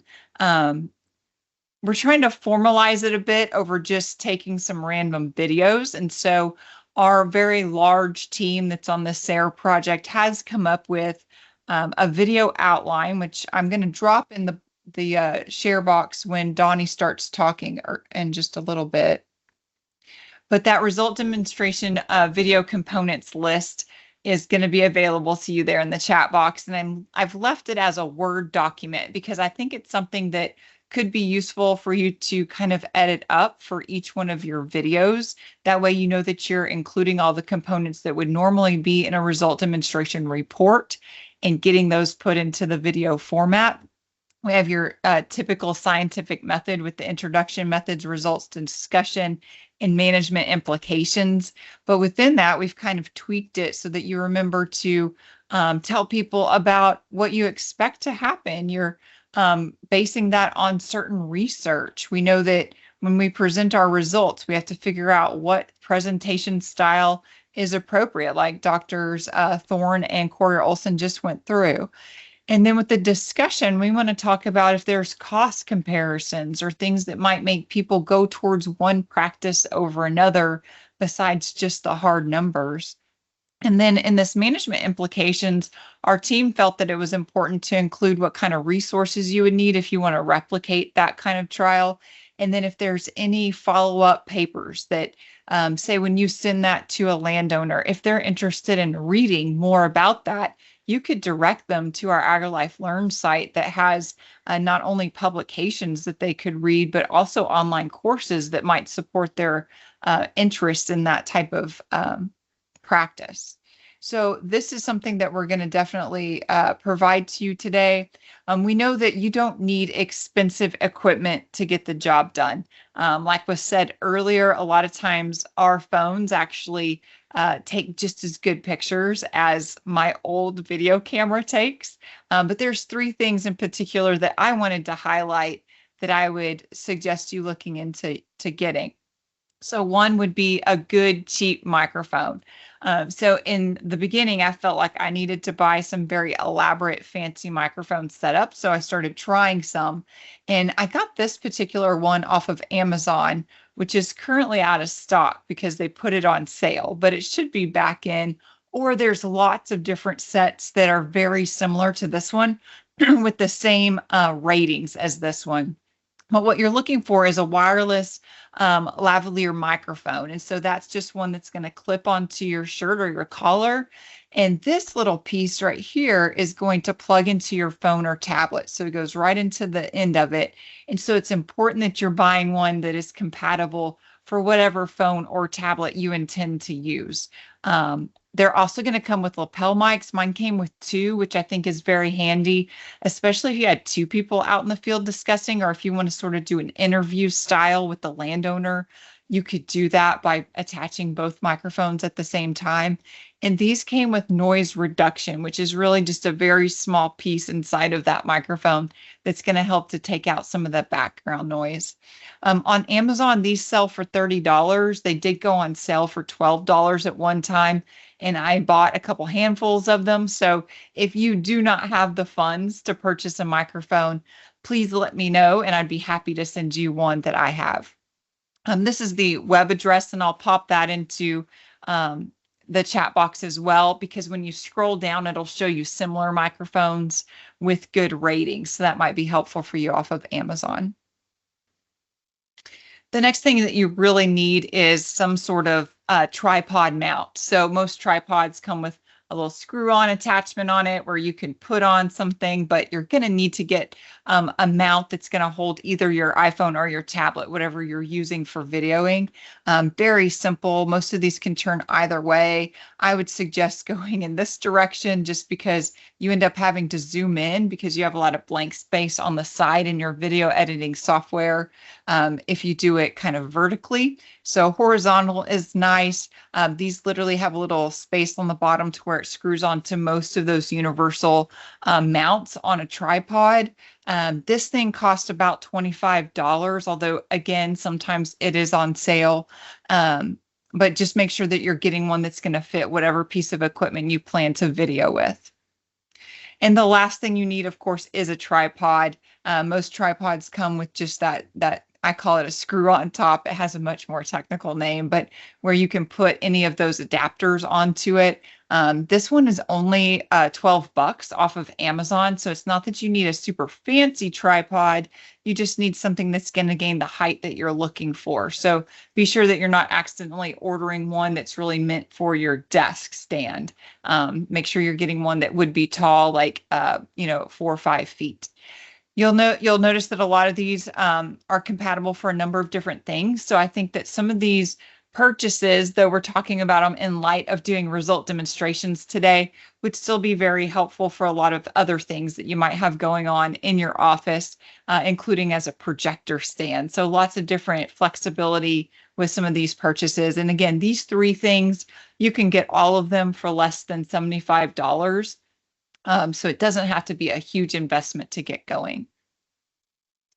That's all I have. I'm going to turn it over to Donnie, who's going to give us a lot of great tips for videoing and what equipment might be handy. Yeah, sure. Howdy, gang. If you want to put me in the big box, because I'm going to try to demonstrate a few things for this stuff. First of all, thank you to everyone in Extension. I've had the pleasure of working here for a few months now, but I come from about 20 years in video production. And I know a lot about filming on phones only because the rise of the influencer and everything like that, and user-generated content, everything from travel videos onto people reviewing things. But it's literally one of the most important tools. Well, one of the easiest and most accessible tools. So right now, this is an example of this. So this would be more kind of, there's iPhone, Android, and it doesn't really matter a whole lot. Some of them have different kinds of cameras and specs, but basically everything in this ecosystem is migrating over to the USB-C, which is kind of this cable. And what they have for audio devices is you're able to adapt what we call these lavaliers or audio components directly into the camera. So some of them have their own plugs that already work with whatever ecosystem your phone is operating on. But if they don't, they have these little converter kits. And then you plug that into whatever audio device you're using. In my case, I have these Rode microphones, and so it's the same type of thing, but this is almost like the fancier version, where it has a receiver and a transceiver that send the data over. And so for these, you can either clip a lapel in and put your lavalier mic on, or some of these, you'll see a lot of content creators just kind of wearing these directly, and they have where they come, and just like the one that she showed you, they come in boxes that do kind of recharging in the field. So for audio, once you figure out how to plug in your microphone, you're kind of off to the races for being able to get high quality audio. Now, audio matters because that's what you're trying to succinctly communicate with, is to be able to have very legible sound in your productions. But approaching this from the perspective of, you know, production out in the field, how to shoot this stuff, it all sounds very, very complicated. And it kind of is a little intimidating, especially if you've never done video before. But my perspective is that really anyone can do this. And no matter where your skill level is, you're going to just learn more. And before you know it, you're going to be the family photographer or the family videographer. One of the basic principles, though, is either if you're using an iPad or an iPhone, these things that that hold on to the camera are usually called cradles, or they're small cages that basically just secure your camera in place on a tripod. Now, if you don't, even Walmart has a $20 little kit that has the little cradle included that clamps on. But if you're not using that, or if you want to creatively be able to hold it still with some other options, they have really cheap light stands that you can purchase as well. And basically, most of these light stands are threaded for the same kind of 1/4-inch receiver at the end. And so you can actually build these out with these things called magic arms, okay? So magic arms are these little tiny clamps that have holders that allow you to position and reposition your camera and whatever you're working with for your subject matter. So some of these clamps, there you can get very inexpensive $10, $15 versions of these, and they allow you to hook on to whatever you're using as your holder, okay? And so this is sometimes handy if you're trying to do stuff that's like top down, or looking over things, or getting video footage that way.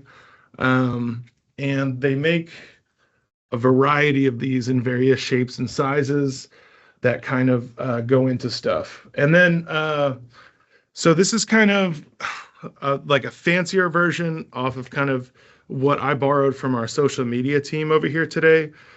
But they use these in the field to get environmental stuff. And so this is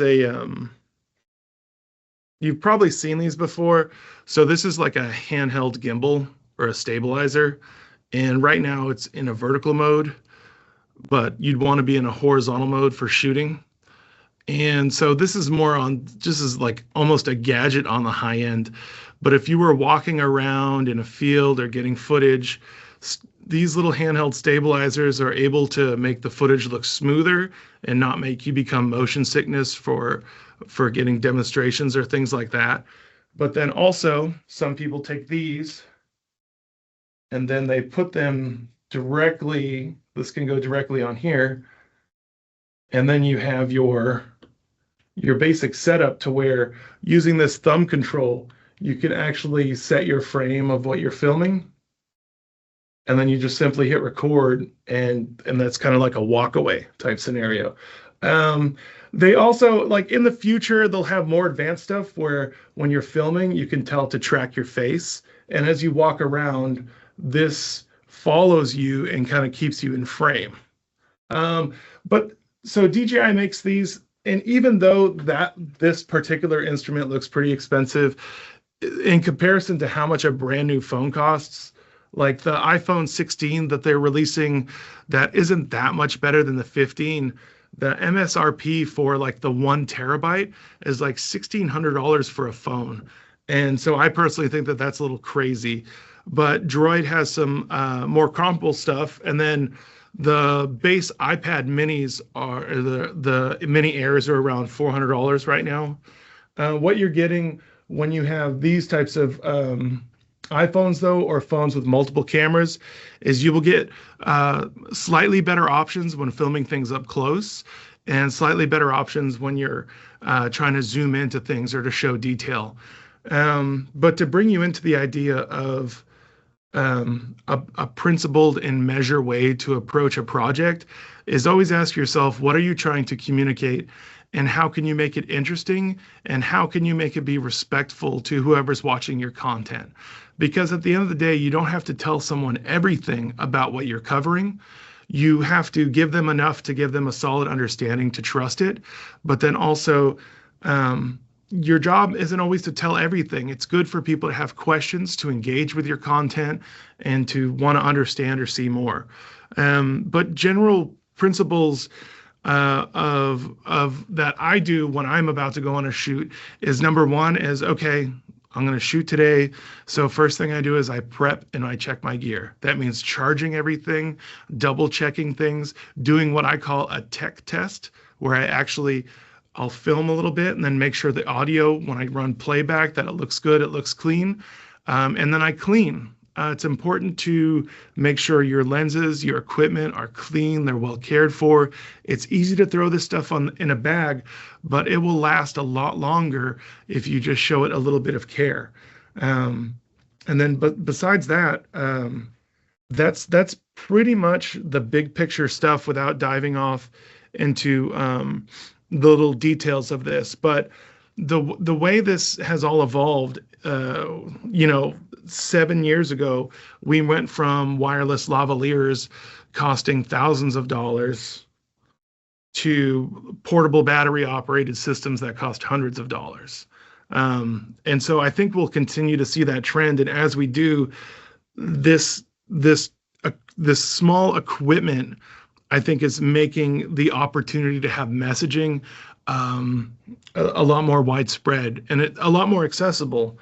And then, especially with audio, you'll see these on the end of like boom sticks or those big boom poles. And it's funny, they're actually called dead cats, but this one's called a caterpillar. But these are basically windscreens. Windscreens when you're out there, especially in rangeland in the field. And if you kind of get your back to the wind and use a windscreen, you can usually get fairly acceptable audio. There's other just strange stuff to look out for and be mindful of, are you wearing jewelry that's making clicking noises right over the microphone?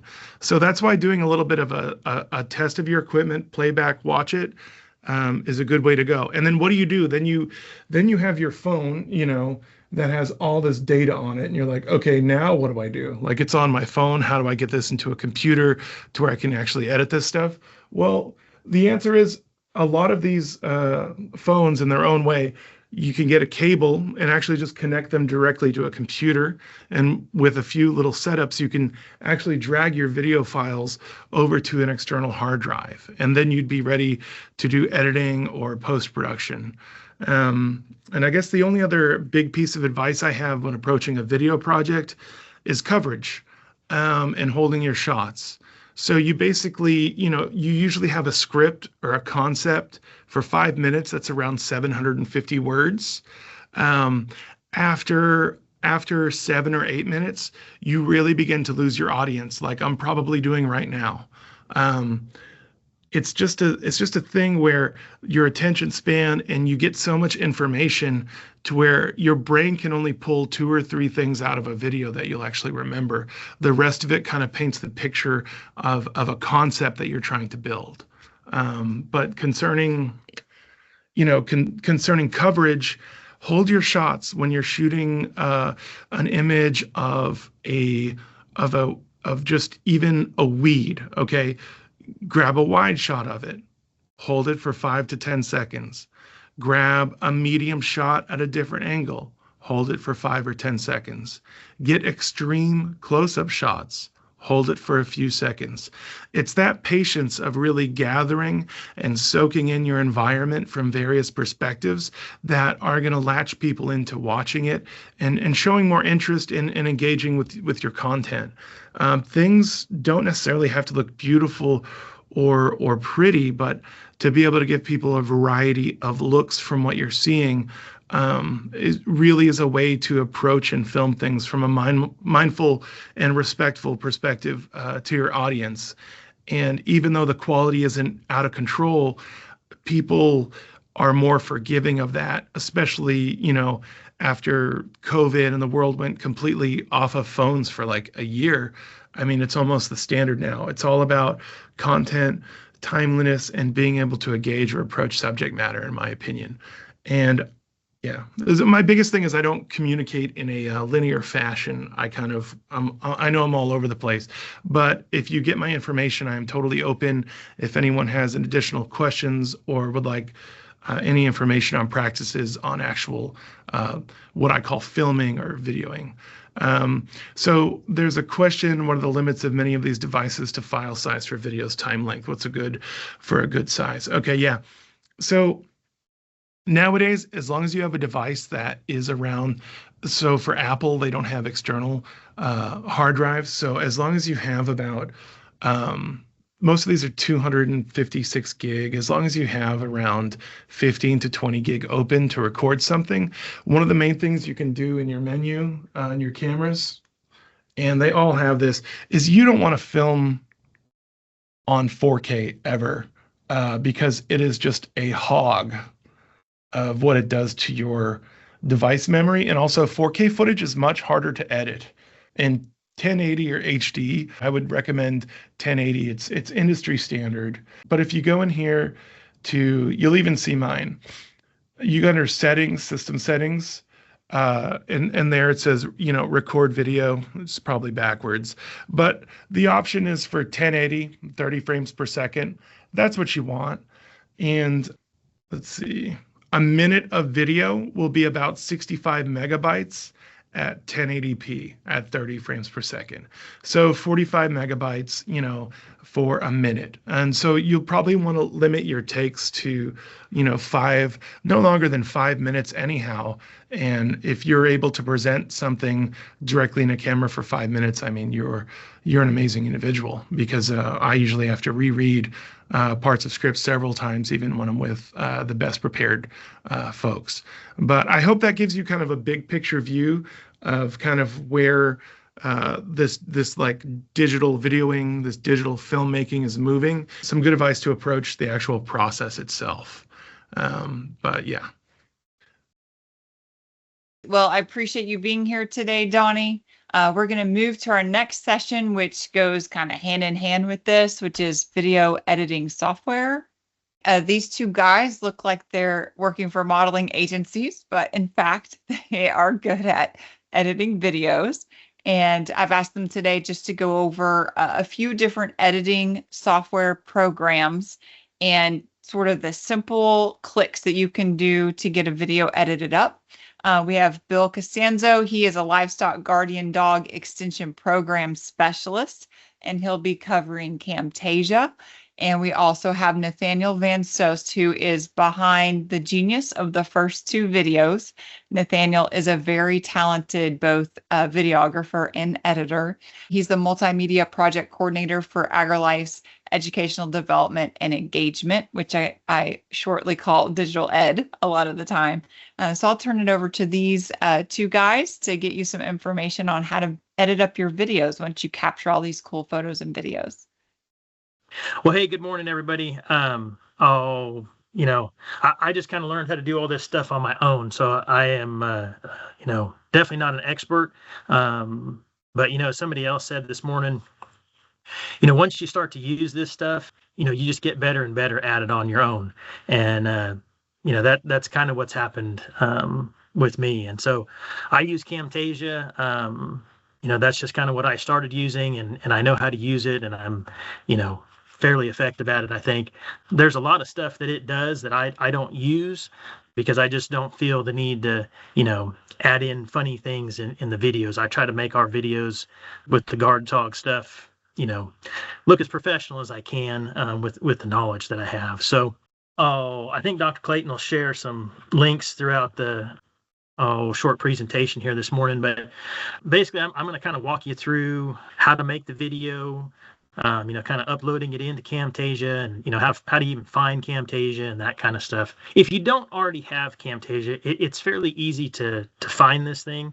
You do have to purchase it through TechBuy.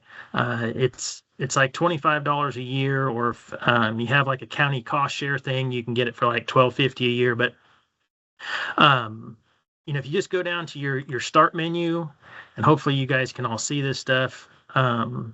You go to all your apps and then go down to Evantia Management. You click on that. You go to Porthole Manager, and it will bring up, all these different things that you can download. Sometimes they're free, sometimes they're minimal costs. And, here's Camtasia, and you just download it. I never am lucky enough to be able to download any of these programs, and they just work on my computer for some reason. So you may have to get, somebody from IT to help actually install these things for you. But if you have it downloaded, that's usually kind of half the battle right there. So that's Camtasia. It'll also have this Snagit program. I haven't used the newest version of this. I used the older one a couple years ago, but you can do things with like capturing screen shares and things like that, stuff that you're doing, maybe on your computer that you need to video for somebody. Okay, so when you open up Camtasia, you'll have a screen that looks like this. If you're starting something new, then obviously you're going to select, new project. If you've already been working on it, you would go from the open project icon there. Okay, so this is Camtasia opened up. You've got a whole list of menus over here of different things that you can get into and use. I don't use a lot of them. I know how to use them. I just don't use them in my videos per se. So the first thing you're going to want to do is, import all your files. So whatever it is that you want to use. So I'm going to kind of walk you through what I do. So this is where the media bin is. They updated this in this 2024 version, I think. It used to look a little bit different in case you have an older version of it. You're going to go to import your media. I already have a video here that I'm going to select. Okay, so now the video is here. Now, I like to add some stuff specific for my program. And so if you have anything specific, like for your county, for instance, or something that you've made up, you go up here to File, and then go down here to Import, over to Media. And for instance, Where is it? So I have a program logo. Okay. So I'll import that. I'm going to go and import. I kind of have like a little music introduction that I do for each one of these. And I use the same music every time when I'm doing one of these. And one thing I would caution you, if you're going to add any type of music or audio file that is some sort of, music platform, whether it's got voices to it or if it's just the instruments themselves, is definitely make sure that it's not copyrighted, because you can go through all this work and create one of these videos and then try to upload it to YouTube, for instance, and it's going to get blocked because the music that you added to it has a copyright. So that's the one thing I probably left off my list, and I found this file so long ago, I'm not sure even where I found it anymore. But if you just Google, audio files or music files or something like that are not copyrighted on Google, you should be able to find some of these. There's all kinds of them out there, and they're kind of handy to have to kind of brand your program, for instance. So this part of it's really fairly simple. So you just go over to whatever the image is or the video or the audio or whatever it is you have, you click on it and you just drag it down here to the bottom. Okay, and so that shows you what you placed on the track. The next thing is I always have some sort of a like an introduction slide, for instance. And so if you go over here to the little books, if you click on that, you'll have these two folders come up. One says intro, one says outros. And you can download more of these into the program through techsmith.com. They've got, I don't know, thousands of these things. Okay. Again, you just grab onto them, whichever one it is that you want. And this is being a little slow here. Okay. And then we go back up to media. And then again, grab and drag. Okay, so right now I have our program logo at the beginning. And if you grab this little bar, it'll drag over here. Okay, so here's your introduction or like title slide. Okay. You can, if I can get it to click off here. Okay, so you can select a theme over here on the top right. And so what I've done is I've made up just a general AgriLife theme, and I've got several of these. Okay, so you can go through and you can click on under this thing here where it says manage themes. You can go in and make up an AgriLife based one, or there's something specific for the video that you're making and you want to color code it to that. I mean, you can do all that kind of thing. You can change all the fonts. And each one of these intros looks different. This is just like I said, I try to use the exact same one to try to brand my program. So when people see one, they know exactly where it's coming from and who produced it, I guess. So, you can change the title. Just type it into the box. And as soon as you click off, it changes it onto here.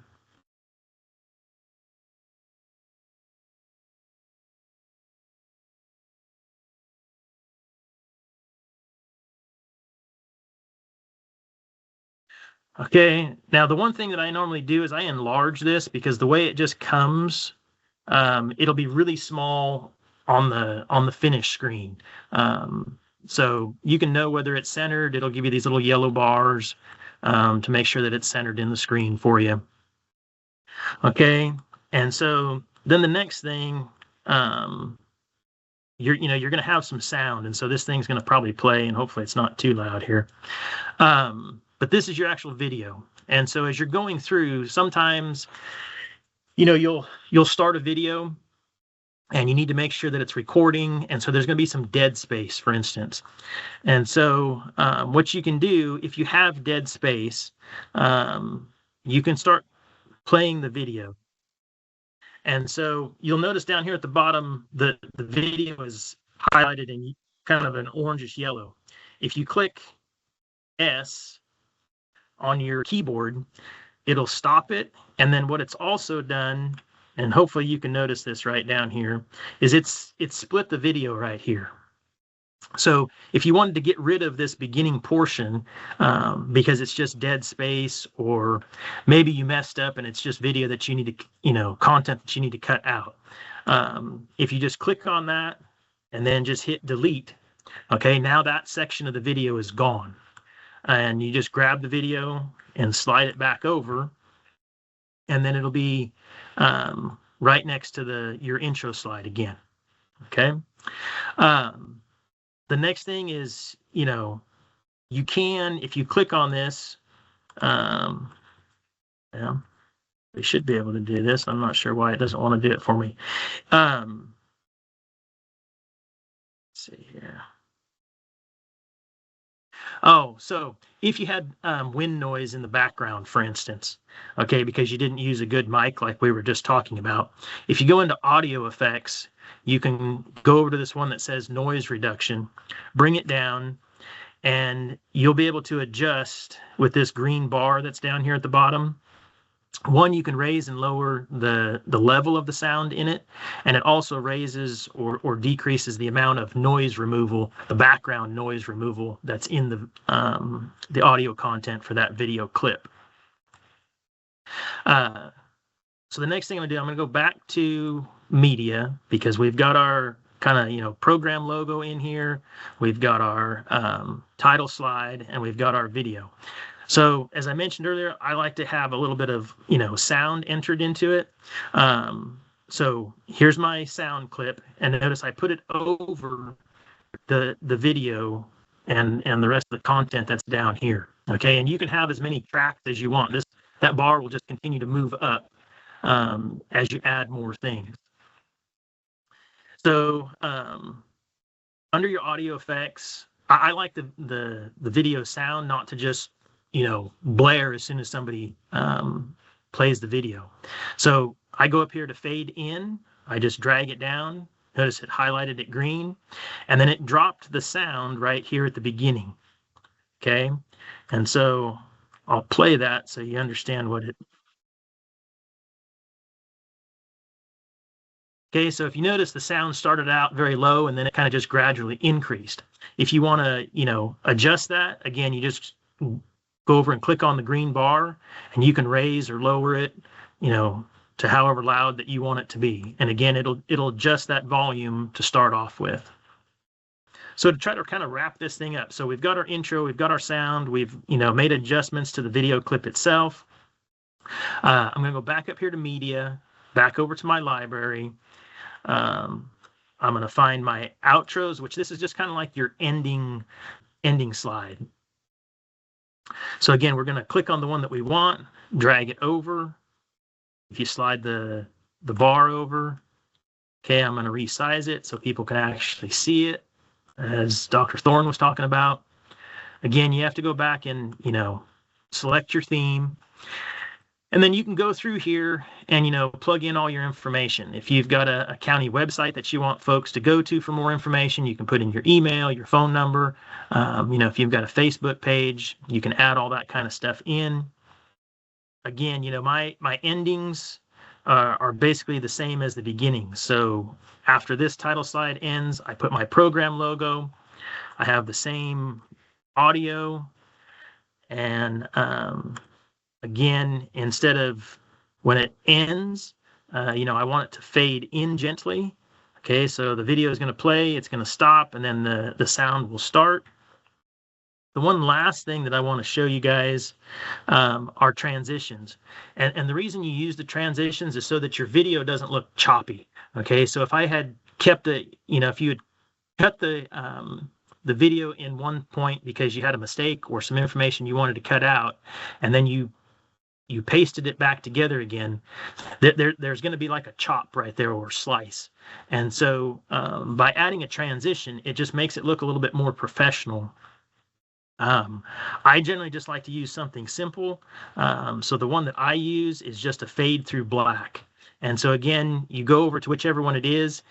And on all these different things, the animations, the behaviors, if you bring your cursor over it, it'll show you what it's doing. Okay, so this is the fade to black. Here's one expanding squares. You can see how it, it's going to react. Here's a drop one. This one's got drops. Okay. So again, to select these, you grab onto it with your cursor and you just bring it down. And you notice it's going to give you little green bars on either side of the different like clips or slides that you have here in the beginning. And so I'm going to grab it again, and I do that for each one of the sections in the video so that everything has a nice transition. So hopefully here, I'm just going to turn this sound down a little bit.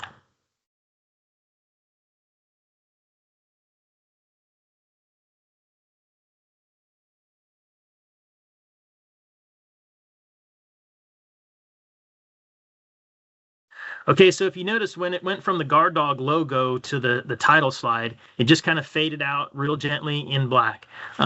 Whichever one of these transitions that you select, that's how it's going to look as it moves from one slide to the next, or from your title slide to your video. And the same thing when everything ends, down here at the other end. That's really all there is, that I do each time. Like I said, there's all kinds of different things that you can do. You can add, animations to things. You can add visual effects, change colors, tints. I mean, there's a ton of things that you can do. I just generally do, like I said, the basic kind of things. A couple things I wanted to point out real quick. If you just have content, for instance, and you didn't record anything, so we just had this video playing and you wanted to explain something through it because you had some B-roll, because you had missed some important information in the original recording. You can go up here to this record button right up here by the little house, the home icon, and you can click on this and you can record just audio content that you can add in to any B-roll that you have, to fill in information that you forgot about at some point or in recording of the video. I do recommend that you save often. I have, been working on something larger than this, and, for some reason Camtasia froze, and then I had to redo all that stuff. It doesn't happen very often, but, if you haven't saved stuff, then you've lost all the editing work that you've done. Now, to get some type of final product that you want to, put onto YouTube, for instance, you're going to go up here to export, go to local file, obviously title it, whatever you want to call it, leave your file format as MP4, and then, select the location that you want to save this thing to, and then click export. I don't want to go through all that right now because it's going to take a long time. The longer that your video is, the longer that it takes to export. But at some point, it will, say that it's finished, and you'll be able to. I do encourage you to watch the video to make sure that everything that you edited flows correctly through the video. Normally what I worry about is just the introduction and, kind of the exit portion.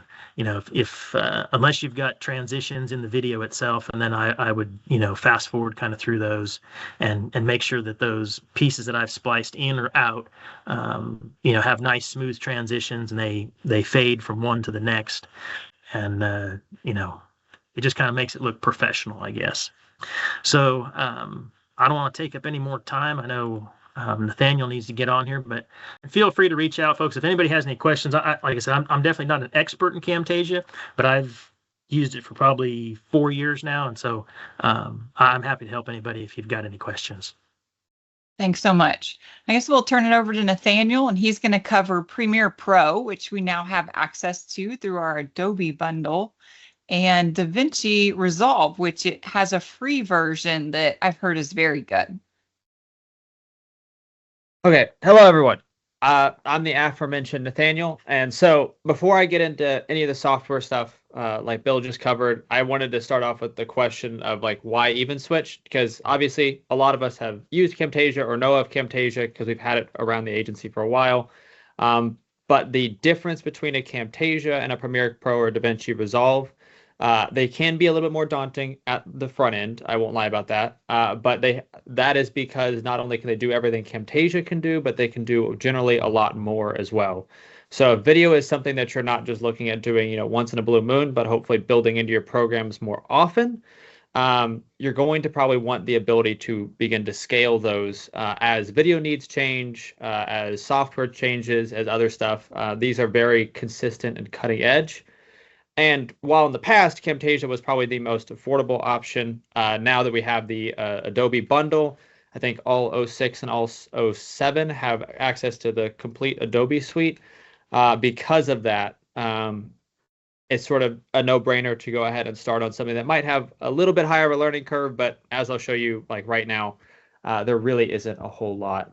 So the first thing is, I'll just share my screen in general. The first thing to look at whenever it comes down to this is where to download Premiere Pro. So Creative Cloud is on my screen right now. This is the app you're going to want to look for. Usually they sent out an email a while ago talking about the fact that we all now have access to Adobe.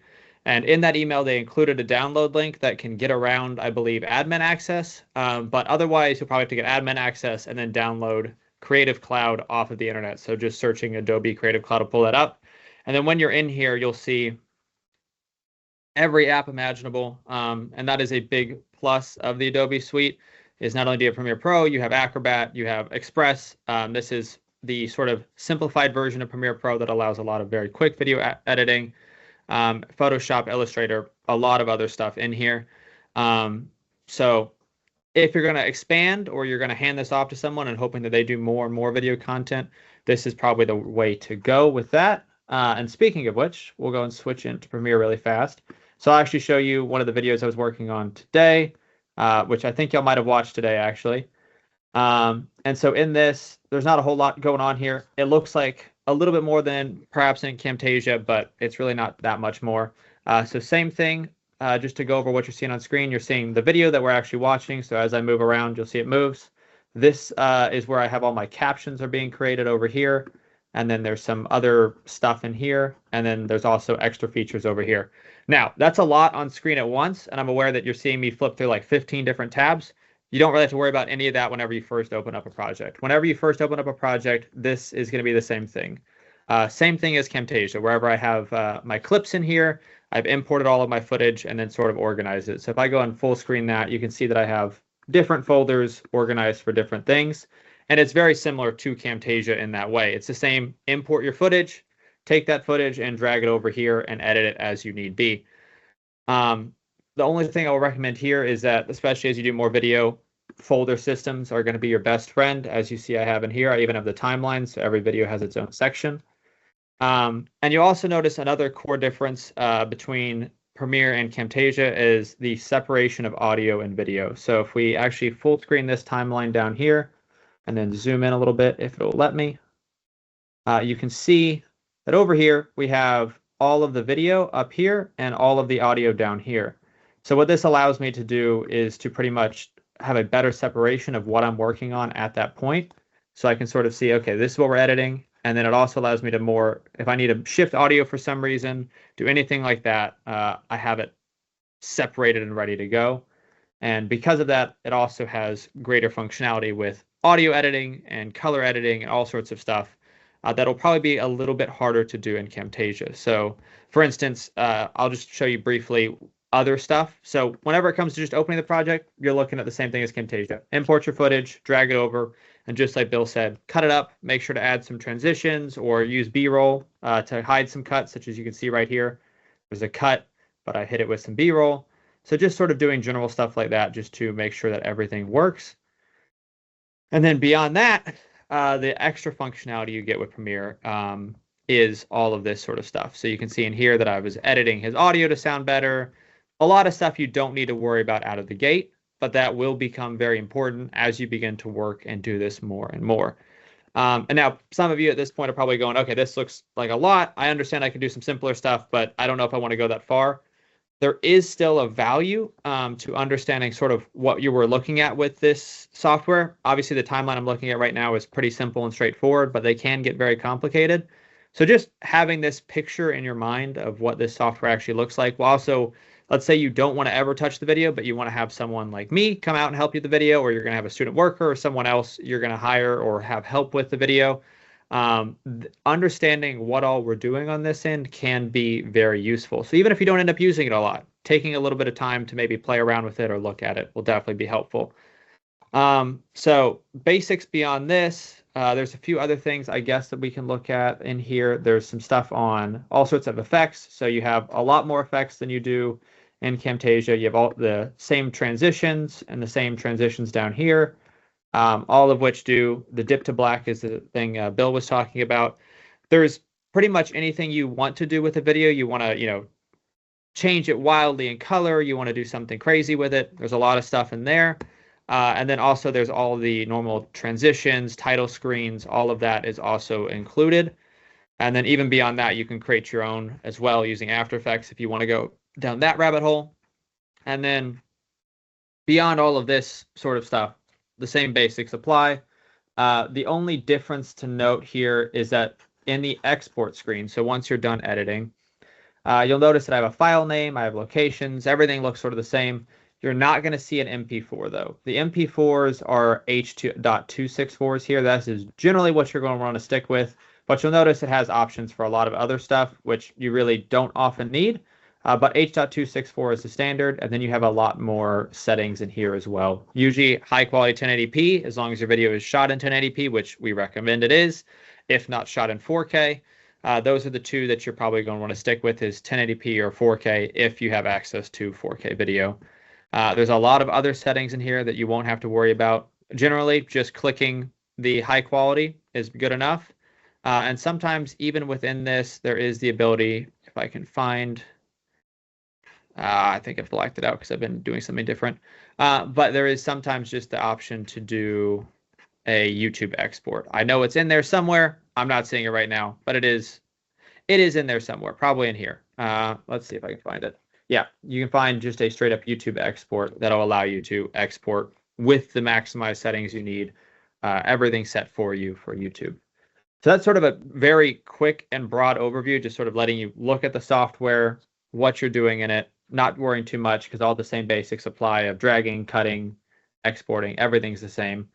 Outside of this software, there is then DaVinci Resolve. So this software looks, once again, you'll notice between Camtasia and Premiere and DaVinci, they all have sort of the same core look and elements. You'll see over here, I have the clips again, which I can drag into the timeline. Actually, that's the timeline. I can drag the clips into the timeline, same sort of edits. You can see I can go in here. If I need to turn that off, if it will let me.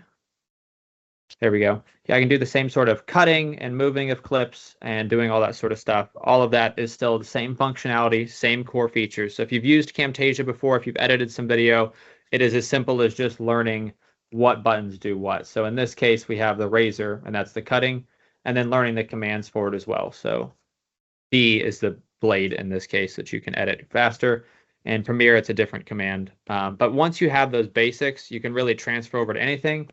The main difference between a Premiere and a DaVinci, obviously Premiere, we have access to the whole suite. You have access to all the graphic design. You will have much wider access to just anything you could possibly use across any of your programs. DaVinci is much more centered. It is just for video editing. The one key difference is it is free, but the free software isn't quite as powerful as the paid version. The paid version is a one-time $300 payment. The issue is with that, most likely you will not need the functionality included in the full version. So right now on this computer, I just have the free version installed because that's most likely what you would have. And I personally use the paid version outside of work. The reason they have a paid version is because of this color tab over here, which we'll talk about in a second.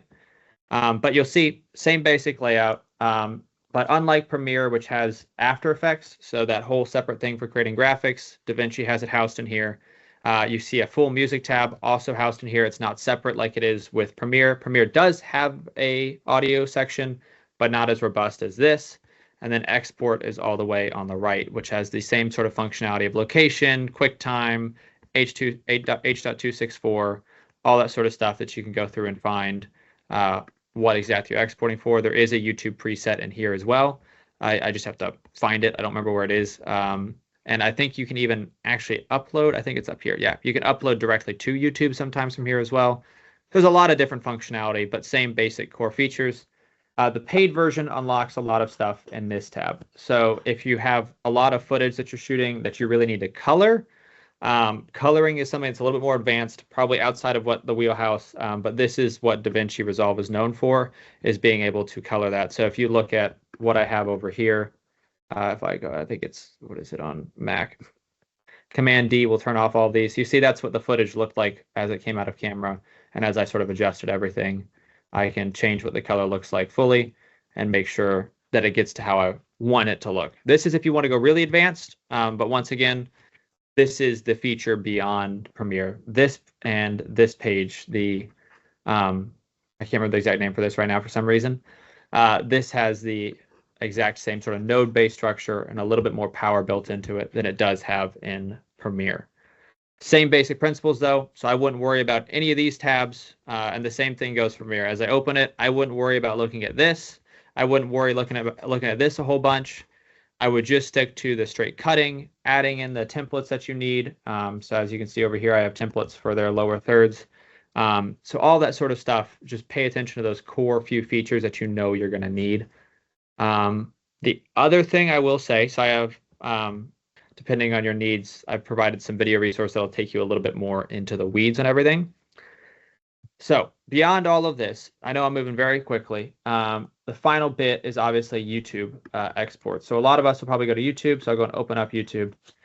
So what you see here is YouTube Studio. So once you take that video, you've exported it, saved it, hopefully to a drive, to your desktop somewhere, you would go up, you'd find YouTube Studio specifically, and then you would go up to here to create. So this is a completely blank channel. And in here, you can see that I would go ahead and select a video, upload it. And then there's a few things you need to pay attention to in here. So obviously title, you want a thumbnail over here, description, so saying what it's about. Especially important here are tags if you want to tag it as something, as this is a sheep video, so hashtag sheep or whatever. As an example, you also would want to learn chaptering. So inputting time codes like this.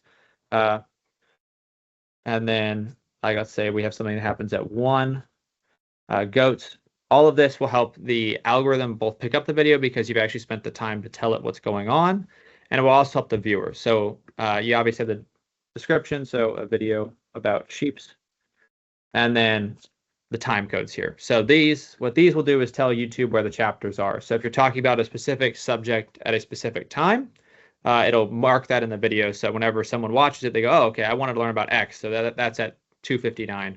Or I want to learn about sheep, so it starts at the beginning, and then goats is at 1 minute. So obviously thumbnail, there's an auto-generated thing, which I've not messed around with. You can do playlists. You're going to need to make sure that generally your videos are not made for kids unless you're doing children-related content, but generally you're not doing content for kids, especially if it's educational. Unless it's made specifically for them, just click no. Unless I don't think you ever will need to worry about age restriction, hopefully. Unless you're doing probably meat processing or something like that. There's some other features in here. If you have logos, other stuff like that, other videos you want to link to. This is the screen where it'll talk about copyright. So if you're using music, this is a screen to check to make sure that none of the music got flagged or none of the content you used got flagged. Usually you're fine as long as you use copyright-free music. And then this is where you'll actually publish the video. So once you've sort of created that description, left the marks, done the tags, done all that sort of stuff, this is the final page. So once all the other 3 are done, you can say private, only you can see it, unlisted. If you send someone the link, they can see it, or public, it goes on YouTube. So that is the broadest, quickest way to go through all the YouTube stuff. And then beyond that, there's a page where you'll see all your videos, and there's a page where it'll give you all the analytics of when people are watching, how much they're watching, all that sort of stuff. So to quickly summarize, Camtasia is great software. A lot of us have familiarity with it.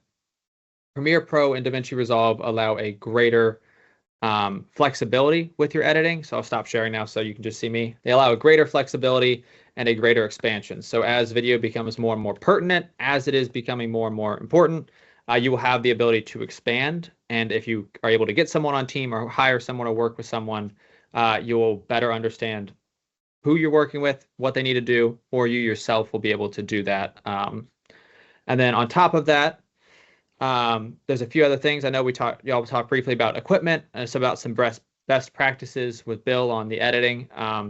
editing is not its own process. It's not separate from the other ones. So write something, make sure you're concise and to the point, and you're thinking about your audience as you're writing. Are they invested? Are they going to be a researcher and they're just going to watch this because, you know, they have to? Or is it going to be a general audience? And trying to think about the different tones and ways you approach that.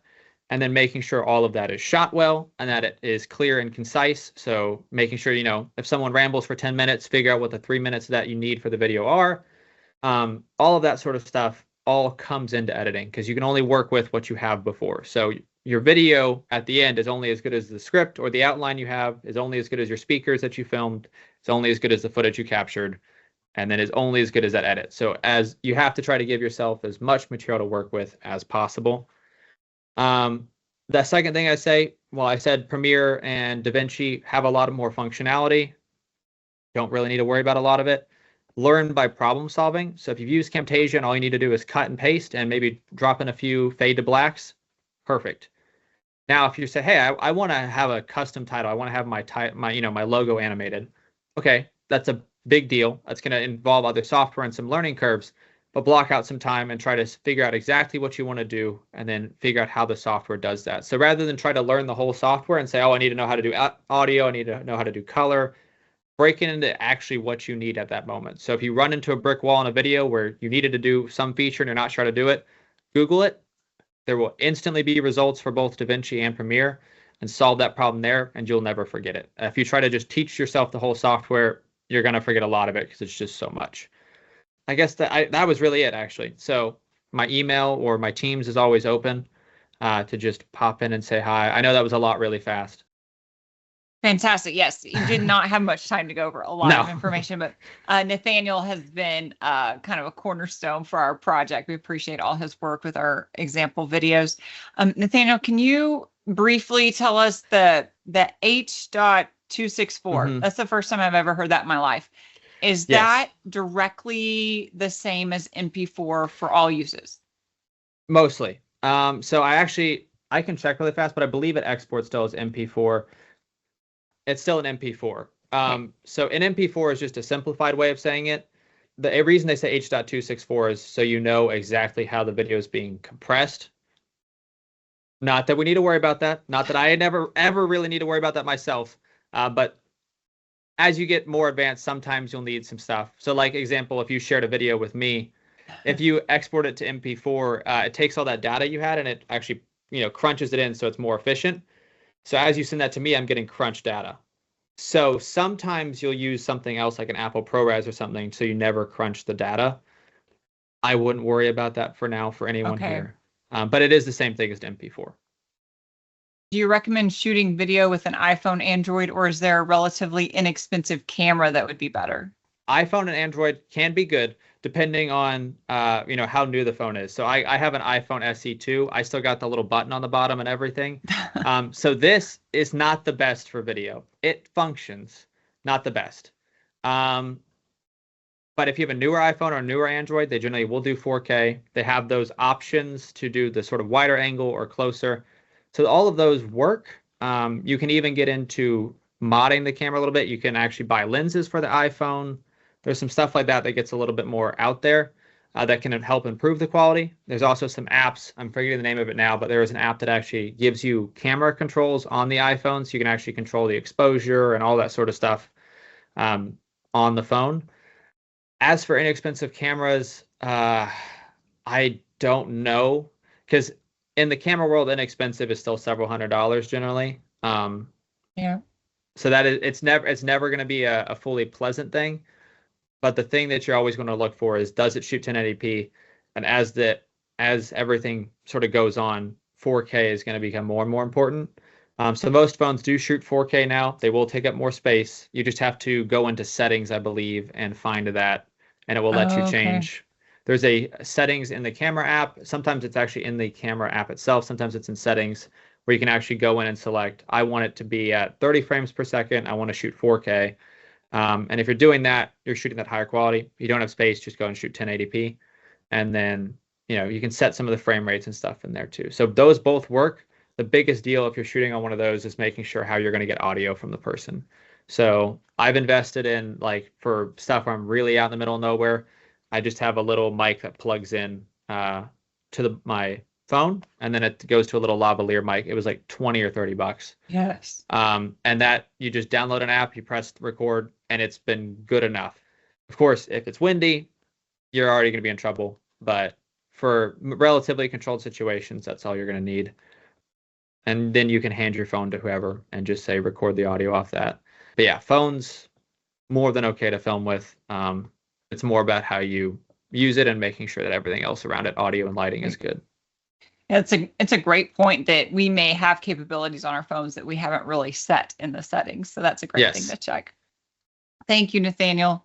I do want to remind everybody that if you're recording your landowner perspective, which is a great idea to do, or other agencies, always just make sure that they're aware of how you're going to use those videos and ask them if they want to see the final video before you publish that to YouTube, just as a courtesy.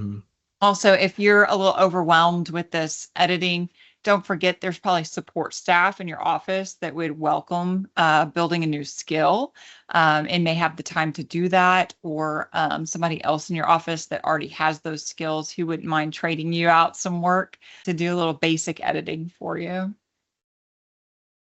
Anything else, Nathaniel? I think that's all. I will say the one thing you just reminded me of was the I'm going to drop the links for some video resources in the chat, but whenever it comes to recording landowners and other people, there's a little bit of a gray area. Since we're with the state, it's better to be safe than sorry. Finding some sort of general permission to be there form, or permission to use them in the video form that just says, there's templates online. I think we have a template as well, but it's for our specific department that just says, hey, I have the right to use you in this video, or I have the right to be on your property for this video. Because let's say that they said something real stupid and that you got them in trouble later, and then they try to sue you for it or something. You say, hey, you're the one that said I could be here. But if they never technically, handshake agreements are nice, but whenever we have state involved, it can get a little better to be safe than sorry in some cases. Sure. Extension agents don't have permission. All of us signed our rights away whenever we came to work here. So you don't have to worry about any of them. You can videotape them whenever, but any landowners, try to get something in writing if you can. Great tip. All right, we're going to move into our last real presentation.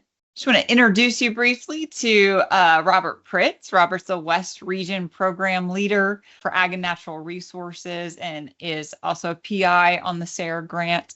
He's going to be discussing today very briefly about funding result demonstrations, ways that you might be able to get some money to do what you'd love to do in your county.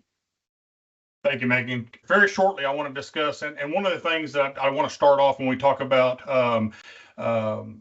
funding or getting support for result demonstrations, I think following the video editing session is leads me right into what I want to say. Result demonstrations, we've had a lot of examples of how simple they can be or how complex it can get. And I think that I don't want anybody or any agent to go in thinking that funding does not need to be a barrier to conducting result demonstrations. You can do result demonstrations on a tight budget or do some very simple quality demonstrations without needing a whole lot of money. So I think the challenge that we have sometimes is matching our agent's experience with the result demonstration design. Sometimes we have some newer agents that want to come in and maybe get into something that may be a little too big for their experience level, and that's where they can get overwhelmed with needing money, needing supplies, needing support, and being able to find those avenues for support can take some time. So do what you're comfortable with. There's some quality opportunities out there that are very simple. But I do think Megan brought up some things that when we talk about funding, we have to talk about the front end of funding, and that is when you're looking at what you're going to do for a result demonstration, and you're going to do something that you're going to be looking to find funding for. It is very key that we make sure that what we are doing is relevant. And, ensure that demonstration is tailoring something that's going to be of interest to your audience, to your stakeholders. Make sure it solves a real world problem that that people have an interest in. it's a lot easier to go find funding for those projects where there's a real interest and a need. Make sure it's applicable. Make sure that, it's something that it's going to show something that's impactful. Keep it simple. A lot of times we want to make sure that when we get those results, we're able to show those things and they're easily to understand. And even if people are unfamiliar with the topic, we want to make sure that those demonstrations show something in a very simple manner that can get the point across. The uniqueness of a demonstration can be key in finding something that somebody might be interested in funding or supporting. And then, always do the best job we can. I think it's very important if we're going to go out there and do this type of work that we do it to our best of our abilities to make sure that the data is validated. It's real data that we can stick our name on and that can be appealing to those that are going to be supporting us, whether it may be in the use of product or whatever they may be donating for this opportunity, that we're doing a good job in doing our best as agents to bring, that unbiased look to those products. So when we start looking at who are our best resources for finding support for result demonstrations? Dr. Hale brought it up at the very beginning, so this is really tying it back together what he said. Our subject matter extension specialists are probably our first go-to a lot of times. Not only for the sense of if it's a result demonstration that may need, there's product that you may need, equipment that you may need to have access to, but if nothing else, just the expertise of what does a good result demonstration look like? How could I set that up? They're going to be a great resource for finding opportunities to help us get result demonstrations done, whether it be through the donation of product. A lot of times our extension specialists may have multiple agents that are working on similar result demonstrations. And so a lot of times the agents that have done these over the years, you may not need a full bag of seed. You may not need a 2.5 gallon jug of chemical. But a lot of times our specialists have those available and can dish those out and work with you on helping you put those out. And it also is great to have them knowledgeable of what you're doing in your county, even if they're not the one they're having to do it themselves, which is a great benefit as well. So our extension specialist would be my number one thing I would go to when we're looking at setting up result demonstrations, because if they don't have the resources and you don't have them, they're going to maybe be able to help you find those resources to match you up with your needs. The next thing that we have as you get a little bit further in your careers and work with people, our industry partners and our business sponsors, a lot of times are willing to donate product because it's an advertisement for them. If you're putting it in there, we want to make sure there again that we are being respectful of all entities that have like products. So if we're going to do something that we're going to have something where we're going to have donated product, might be nice to make sure that we're covering the full gamut if we can, to make sure that we're not putting one in a demonstration and leaving someone out. So you need to be cognitive of that. When you're working that. But when you're looking at industry partners, whether it be a chemical rep or even our local businesses, business sponsors like our feed stores, our co-ops, our gyms, our elevators, a lot of times they're interested in having their products put out, especially if they're going to have an opportunity to see it later, and the general public may have an opportunity to see those results in a result demonstration, whether it be a write-up, a video, or even used later on the field day or tour. But that's where you're looking at if you're needing seed for a particular project, equipment, fertilizers, and other products. A great opportunity for our industry partners and partners to get some of that product, maybe could even be, even if not donated, at a reduced cost. When we talk about just trying to find funds, can be a little bit more difficult at times. A lot of times, I know as a regional program leader, we work with a lot of our county agents with their area program area committees, sometimes have funds that they've built up over the year or over the years to make available for those type of projects. I think these funds are really an easy sell to your ag committee when you're talking about them, especially if you're going to be doing demonstrations like it was discussed earlier, that are going to be in line with your in-depth summaries or other programming efforts that you're going to be doing, so that if those funds are going to be or that result demonstration is going to be associated with a field day or a field tour or something where you're going to be taking producers out there as part of your program, those funds can usually be made available through your committee for some of the resources that you may need. I think it's great to tie those in. Result demonstrations, we need to see that. And I think that even helps with our industry sponsors. If you're going to have that field day and you can talk to them and give them an opportunity to say this product, where these products came from that we're demonstrating today, is also a great opportunity to build that relationship with our industry sponsors and business sponsors as well. One thing, and I know I'm going kind of quick here, but we don't need to undercount our cooperating producers. You know, a lot of times we think of funding result demonstrations as being cash or financial, but the in-kind support that we get in doing these result demonstrations can't be overlooked from our producers. A good cooperating producer who's providing you the land to do the project on, even providing you some equipment that you wouldn't have access to and probably couldn't get funds for to do it is very important, whether it be sprayers or row equipment or anything that we may be looking at. Our producers have been vital in doing our result demonstrations in the past. So I think they're a big component of that. And I also want to think, let's don't look past our in-kind support of our volunteer groups. And that may be our master gardeners, our master naturalists, our program area committee volunteers that are on those committee, our committee members working with us to put those demonstrations out. And also, let's don't forget about our 4-H youth. There's some great opportunities to incorporate some educational opportunities for youth in some of our result demonstrations as well as we start looking at different opportunities. And I think it's been really good that we've seen some examples of very simple body condition score type demonstrations to the more complex. So there's always an opportunity to look for those type of opportunities to get funding. And then when you get into the more complex demonstration opportunities, of course, I'm going to promote that we work with a specialist on those type of programs where we're going to be doing something that may be even toward the upper end of result demonstration, leaning toward applied research. We're going to have a specialist involved in those. And then that's where I think a lot of times we get into some of the bigger opportunities for some more complex federal and state grants that may be available, block grants, or just like we're here today with the Sustainable Ag and Research Education grants, the SARE grants, that's helping us put this program together here today.